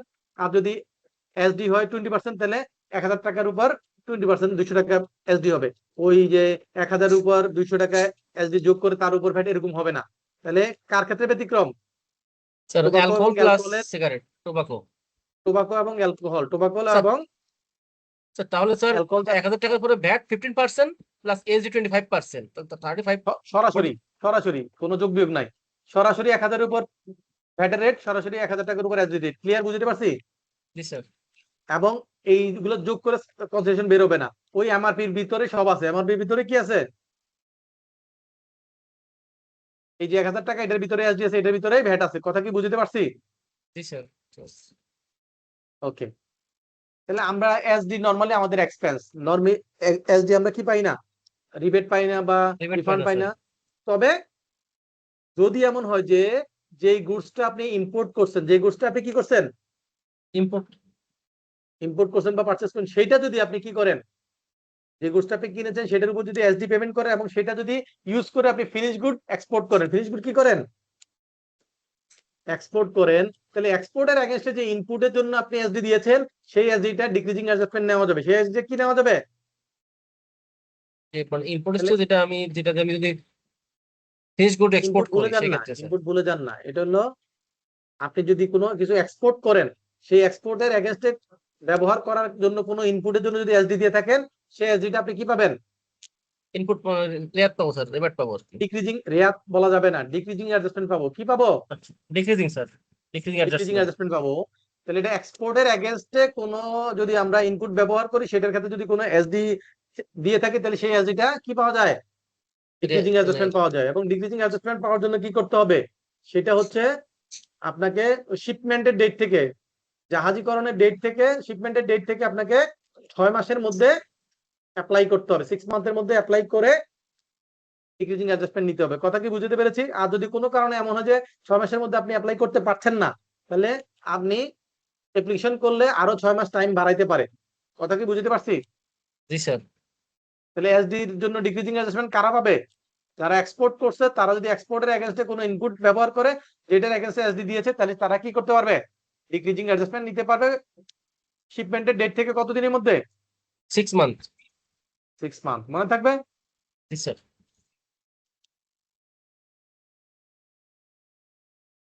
আচ্ছা, এখন কি বলছে দেখেন, ভ্যাটের বুকস অফ অ্যাকাউন্টস, ভ্যাটের বুকস অফ অ্যাকাউন্টস পরীক্ষা আসতে পারে যে পারচেজ বুক বলতে কোনটা বুঝে, 6.1, 6.2, 6.3, 6.5 এরকম লিখে দিল, আনসার কি হবে? 6.1। 1। তাহলে আমরা এই লিস্টটা মুখস্থ করে ফেলবো। Okay sir? জি স্যার। যদি পরীক্ষা আসে 6.2.1 এর ক, আনসার কি হবে? কার ক্ষেত্রে এটা? Trader sir. কোন ধরনের ট্রেডার? Specific trader, right? যারা স্পেসিফিক হোলসেলার আছে, শাড়ি, লুঙ্গি, গামছা, কাপড় চোপড় আর কি কাগজ বিক্রি করে, তাই না, হোলসেল মার্কেটে, তাদের ক্ষেত্রে পরীক্ষা যদি আসে যে ভ্যাটের বুকস অফ অ্যাকাউন্টস কত বছর মেনটেন করতে হবে? 5 বছর স্যার। 5 বছর। আর যদি এমন হয় যে কোনো ধরনের অথরিটি থেকে কোনো কেস বা কোনো কিছু পেন্ডিং আছে, তাহলে সেটা যতদিন পর্যন্ত না ওই পেন্ডিং ইস্যুটা সলভ হচ্ছে ততদিন পর্যন্ত মেনটেন করতে হবে, রাইট? জি স্যার। পরীক্ষা যদি আসে যে 2 লক্ষ টাকার উপর কোনো পারচেজ হলে, সেটার জন্য কি কোথায় রেকর্ড মেনটেন করতে হবে? আনসার কি হবে? 6.10 10। তাহলে এইভাবে এগুলো পড়তে হবে। যদি বলে যে ভ্যাট ডিডাকশন এট সোর্স সার্টিফিকেট, আনসার কি হবে? 6.6। Debit note, 6.8। Debit note 6.8। Turnover tax invoice 6.9। 6.9। আর ভ্যাটের ট্যাক্স ইনভয়েস কত? 6.3। 6.3। এগুলো আমাদেরকে জানতে হবে।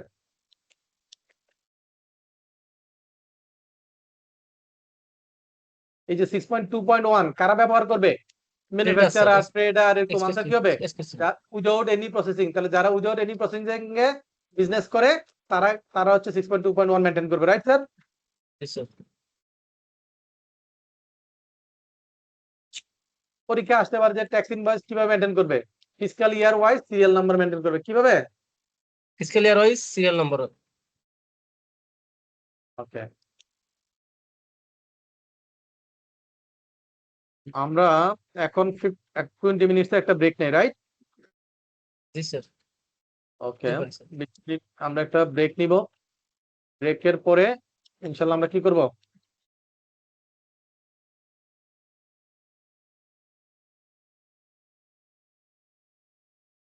এখানে একটু লিখে দিচ্ছি। আমরা ক্লাস, আপনারা কি আমাকে শুনতে পাচ্ছেন? Yes, sir. Okay, thank you. এক্সামে যদি আসে যে টার্নওভার ট্যাক্সের জন্য ট্যাক্স ইনভয়েস কোনটা, 6.3, 6.4, 6.9 কোনটা স্যার? টার্নওভার ট্যাক্স ইনভয়েস কোনটা? অশোক 6.9. 9, রাইট। আর ভ্যাট রিটার্ন, টার্নওভার ট্যাক্সের জন্য ভ্যাট রিটার্ন ফর্ম কোনটা? 9.1, 9.2 কোনটা? 9.2, 9.2।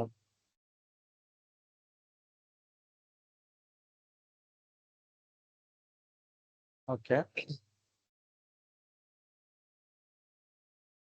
এরপর হচ্ছে আমাদের যেটুকু বাকি আছে একটু দেখে নেই। 50 পেজে আছি আমরা। VAT return, amendment of VAT return, VAT authorities, okay, এটা ইস্যুস না।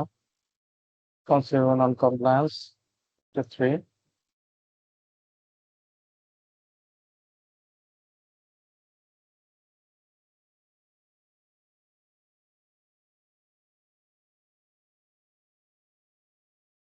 ফিফটি 60 পর্যন্ত হচ্ছে আমাদের আসলে এক্সামের জন্য পড়াশোনা, বাকিগুলো হচ্ছে রিভিশনাল ইস্যু। আচ্ছা, আমরা এখন আছি 50 পেজে।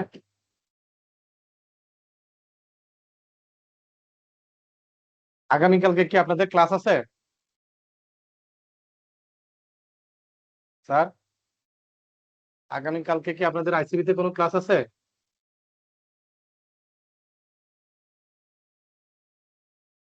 না স্যার, আমাদের সি সেকশনে নাই।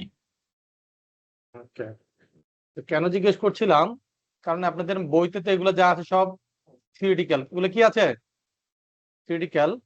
যদি আপনাদের সময় হয় ক্লাসে জয়েন করার মতো, আগামীকালকে আমাদের একাডেমির ভ্যাটের যে ট্রেনিং আছে সেইখানে ভ্যাট রিটার্নটা অনলাইনে আমরা দেখাবো। যদি আপনারা ইন্টারেস্টেড থাকেন, এখান থেকে যদি কোনো ক্লাস রিপ্রেজেন্টেটিভ থাকেন, আমি তাকে লিঙ্কটা শেয়ার করে দিব। আপনারা সেখান থেকে ভ্যাট অনলাইন রিটার্ন কিভাবে সাবমিট করে সেই টোটাল ক্লাসটা কালকে ওটা ফ্রি ক্লাস দেখতে পারবেন। আমাদের অন্য ট্রেনিং আছে, ওই ট্রেনিং এর সাথে আপনাদেরকে অ্যাক্সেস দিয়ে দিব, ঠিক আছে? কেউ জি কি স্যার, খুব ভালো ইন্টারেস্টেড? হয় তাহলে আমাদের। তাহলে এখানে থেকে যে কোনো একজন বা দুইজন আমাকে হোয়াটসঅ্যাপে টেক্সট করে রাখেন, আমি তাহলে লিঙ্কটা পাঠাই দিব। ওকে, কালকে 7:30টায়। কালকে কয়টায়? সন্ধ্যা 7:30টায় ভ্যাট রিটার্নটা অনলাইনে দেখবো। আমাদের অন্য একটা ট্রেনিং আছে, সেখানে ঢাকা চেম্বার অফ কমার্স থেকে 30 জন, আবার আমাদের ট্রেনিং থেকে এখানে আরো 20 জন, 50 জন, আপনাদের এখান থেকে আরো মনে করেন 50 হলে 100 জনের মতো পার্টিসিপেন্ট হবে আর কি, ঠিক আছে? যেগুলো অনলাইনে আপনারা দেখতে পারবেন। তো ভ্যাট রিটার্ন হচ্ছে কখন দিতে হয়? যারা ভ্যাট রেজিস্টার্ড পারসন তাদের ক্ষেত্রে হচ্ছে ট্যাক্স পিরিয়ড শেষ হওয়ার পরবর্তী মাসের 15 দিনের মধ্যে, রাইট? জানুয়ারিটা ফেব্রুয়ারি 15 তারিখের মধ্যে দিব, রাইট? এবং ভ্যাট রিটার্ন ফর্ম হচ্ছে 9.1। এই ভ্যাট রিটার্ন হচ্ছে 4 ধরনের। কয় ধরনের VAT return sir? VAT return কয় ধরনের? 4 ধরনের। এই যে আমরা জানি যে 15 ডেজের মধ্যে রিটার্ন সাবমিট করতে হয়, এটা হচ্ছে ইন জেনারেল। তবে এই বছর কিছু চেঞ্জ আসছে। Public, semi public, autonomous, bank, insurance আর ইনস্টিটিউশন যাদের ক্ষেত্রে কি জিরো রিটার্ন আছে, তাদের ক্ষেত্রে তারা 20 তারিখ 20 তারিখ পর্যন্ত তারা সময় পাবে। তাহলে গভর্নমেন্ট, সরকারি, আধা সরকারি, স্বায়ত্তশাসিত ব্যাংক, ইন্স্যুরেন্স এবং অন্য কোনো ব্যক্তি বা ইনস্টিটিউশন যারা জিরো রিটার্ন দিবে, তাদের ক্ষেত্রে হচ্ছে 20 তারিখ পর্যন্ত তারা সময় পাবে। তাহলে নর্মাল ডেট হচ্ছে 15 তারিখ, এদের ক্ষেত্রে ব্যতিক্রম। তাহলে ব্যতিক্রমটা পরীক্ষায় দিতে পারে। আর যদি 15 ডে আপনার কি হয়, হলিডে পরে, 15 তারিখ যদি হলিডে পরে, তাহলে তার পরবর্তী ওয়ার্কিং ডেজে আপনার রিটার্নটা সাবমিট করতে হবে। ভ্যাটের রিটার্ন হচ্ছে 4 ধরনের। ভ্যাটের রিটার্ন 4 ধরনের। প্রথম যেটা আমরা রেগুলারলি মান্থ এন্ডে 15 তারিখের মধ্যে রিটার্ন সাবমিট করি, এটাকে বলে রেগুলার বা নর্মাল রিটার্ন। এটাকে কি বলে? রেগুলার বা নর্মাল রিটার্ন। এখন যদি 15 তারিখে যে টাইম, এই টাইমের মধ্যে যদি আমি রিটার্নটা সাবমিট করতে না পারি, ওই ডেটের পরে যদি রিটার্নটা সাবমিট করি, তাহলে সেটাকে বলে লেট রিটার্ন। সেটাকে কি বলে?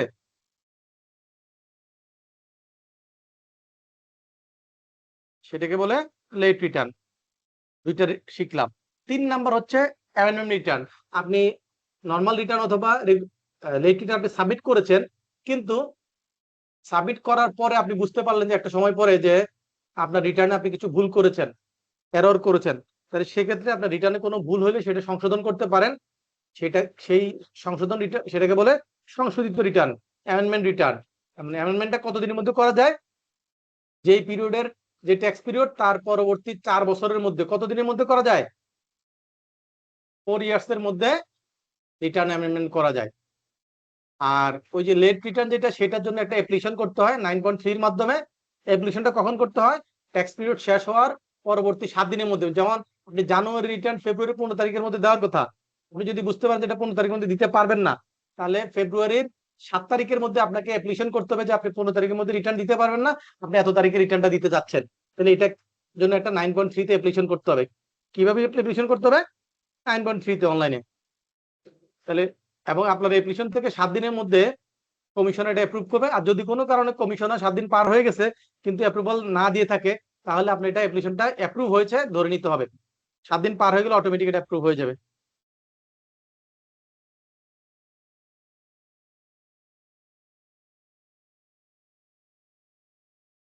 আর যদি আপনি রিটার্ন টাইমলি সাবমিট না করেন এবং লেট রিটার্ন সাবমিট করার জন্য অ্যাপ্লিকেশন না করেন, তাহলে সেই ক্ষেত্রে রিটার্ন টাইমলি সাবমিট না করার জন্য, এই নন কমপ্লায়েন্সের জন্য প্রতি মাসের জন্য হচ্ছে 2000 টাকা করে জরিমানা হবে সেকশন 85 অনুযায়ী।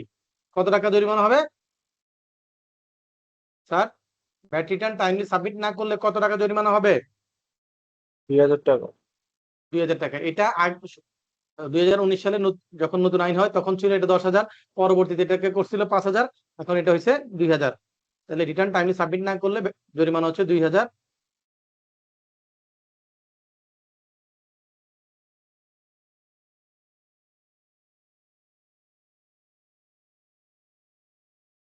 আর যদি আপনি ডিলে রিটার্ন সাবমিট করার জন্য অ্যাপ্লিকেশন করেন, তাহলে সেক্ষেত্রে জরিমানাটা আসবে না। ওকে, আচ্ছা। আর রিটার্ন সাবমিট করেছেন কিন্তু ভুল হয়েছে, বুঝতে পেরেছেন পরবর্তীতে, তাহলে 9.4 এর মাধ্যমে অ্যামেন্ডমেন্ট রিটার্নের জন্য অ্যাপ্লিকেশন করবেন।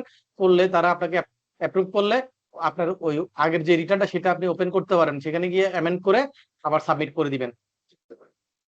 সেই ক্ষেত্রে অ্যামেন্ডমেন্টের জন্য কোনো জরিমানা হবে না।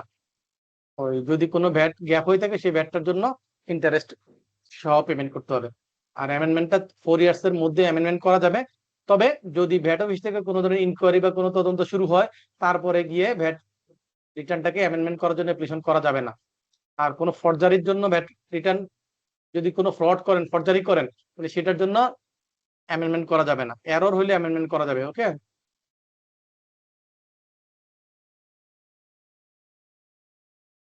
আচ্ছা।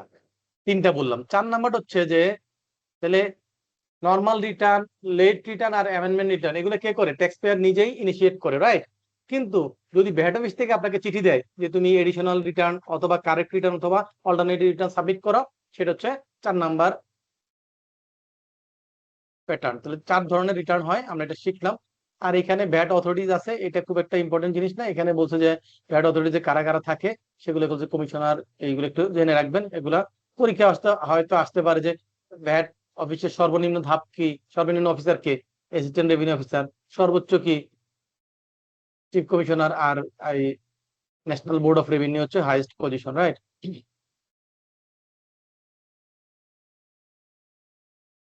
এটা এরপর পরীক্ষা আসতে পারে যে ভ্যাট অথরিটির কাজ কি, তাদের রেসপন্সিবিলিটি কি। তাদের মেইন রেসপন্সিবিলিটি হচ্ছে তারা যে ভ্যাটের কমপ্লায়েন্স করতেছে, আপনার ভ্যাট কালেকশন করতেছে, এই অ্যাক্টিভিটিস গুলোর জন্য তারা একটা অ্যাকাউন্টস মেনটেন করবে। তারা ভ্যাট আইন এবং যে রুলস আছে, সেটা অ্যাক্ট এবং রুলস, এটার অ্যাপ্লিকেশনটা তারা দেখবে। এছাড়া টাইম টু টাইম এনবিআর তাদেরকে যে দায়িত্ব দেয় সেই কাজটা করবে। এই 3টা হচ্ছে তাদের রেসপন্সিবিলিটি।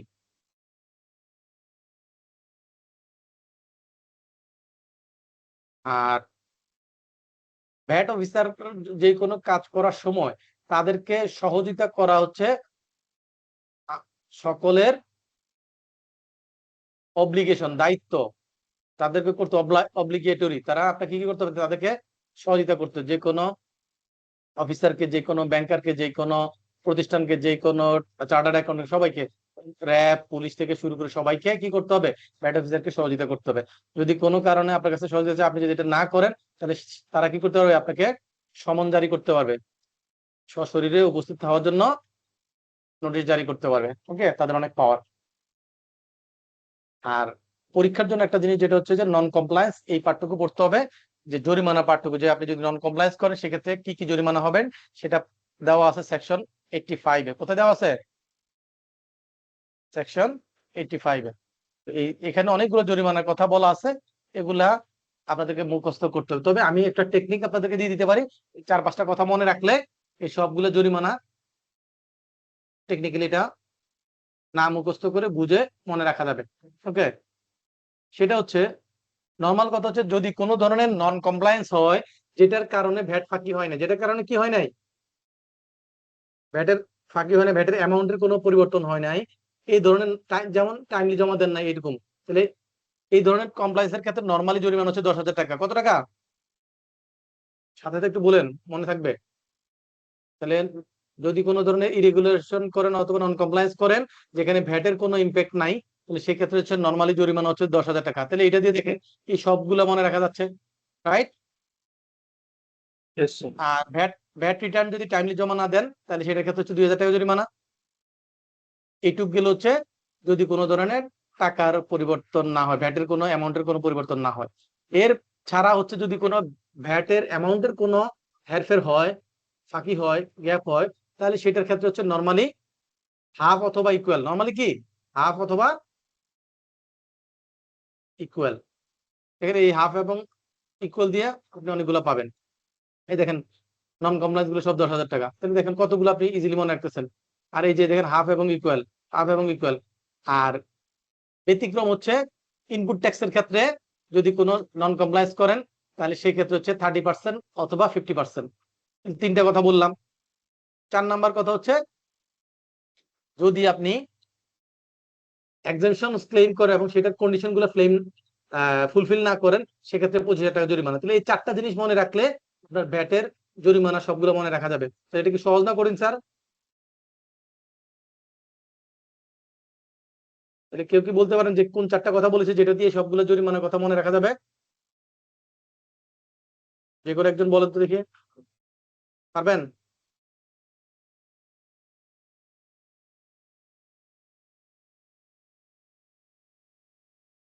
জরিমানাগুলো পরীক্ষা আসবে। আর বলছে যে যদি ভ্যাটের কোনো অ্যাভয়েডেন্স হয়, সেটা যদি ইন্টেনশনালি না হয়, যে ভ্যাট দেওয়া হয় নাই কিন্তু এটা ইন্টেনশনালি করেন নাই, তাহলে সেক্ষেত্রে জরিমানা হবে না। সেক্ষেত্রে কি হবে না, জরিমানা হবে না। তো এটা যে ইন্টেনশনালি করেন নাই সেটা প্রুফ করতে হবে আপনাকে। ভ্যাট অফিসে আপনি যতভাবেই বলবেন, ঘুরে ফিরে সে বলবে যে আমি মানি না, এটা যে তুমি ইন্টেনশনালি করো নাই। সে বলছে তুমি এটা ইন্টেনশনালি করছো, রাইট?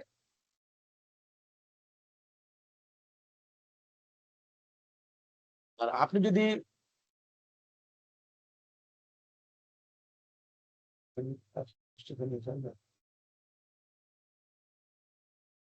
কোনো কি করেন, অত ভ্যাট অফিসারকে আপনার অফিসে এন্ট্রান্স বা তাদের কার্যক্রমে কাজ করার ক্ষেত্রে আপনি বাধা প্রদান করেন, অবস্টাকল করেন, তাহলে সেক্ষেত্রে কি করবে, তারা আপনার এগেইনস্টে জরিমানা করবে এবং আপনার ইমপ্রাইজনমেন্ট হতে পারে।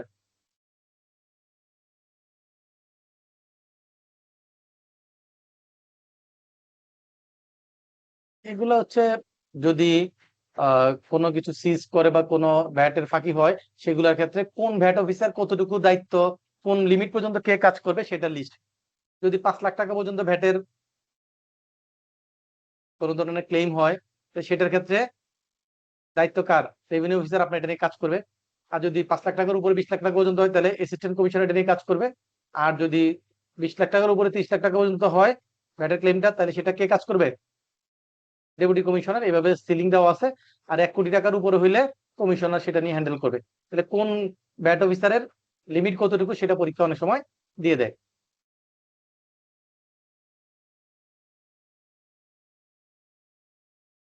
তো আজকে আমরা একটু পর্যন্তই পড়বো।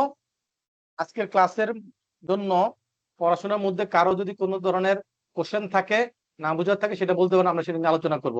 আগামী ক্লাসে আমরা 23.15 থেকে আলোচনা করবো, এটা একটু সবাই খেয়াল রাখেন। 23.15 থেকে অডিট অ্যান্ড ইনভেস্টিগেশন। আর আপনাদের এখান থেকে যারা ক্লাস রিপ্রেজেন্টেটিভ আছেন, যে কোনো দুইজন আমাকে একটু আমার নাম্বারে একটু টেক্সট পাঠান, তাহলে আমি আপনাদেরকে আগামী ক্লাসে ভ্যাট অনলাইন যে আমাদের ট্রেনিংটা আছে সেটার লিঙ্কটা দিয়ে দিব।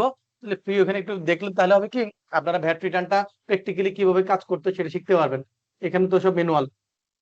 যদি আপনাদের ইন্টারেস্ট থাকে বা শিক্ষার আগ্রহ থাকে, তাহলে আমাকে হোয়াটসঅ্যাপে একটু টেক্সট পাঠিয়ে দিবেন, আমি লিঙ্কটা শেয়ার করে দিব।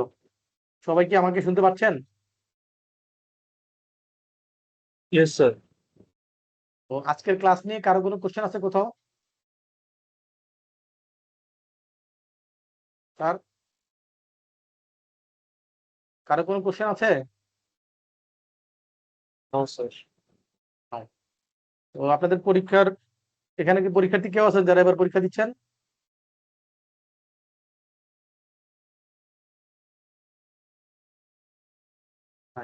আপনাদের ট্যাক্সের ক্লাস কতটুকু হয়েছে?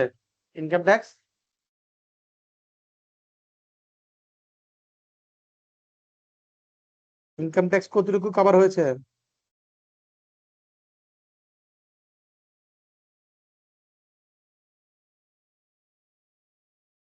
কেউ বলতে পারবেন না?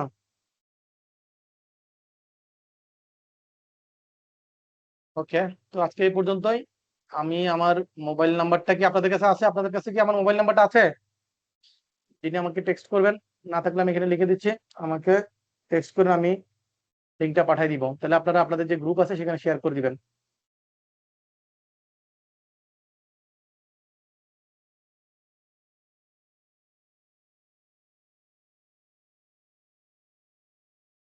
তো সবাই ভালো থাকবেন। আসসালামু আলাইকুম।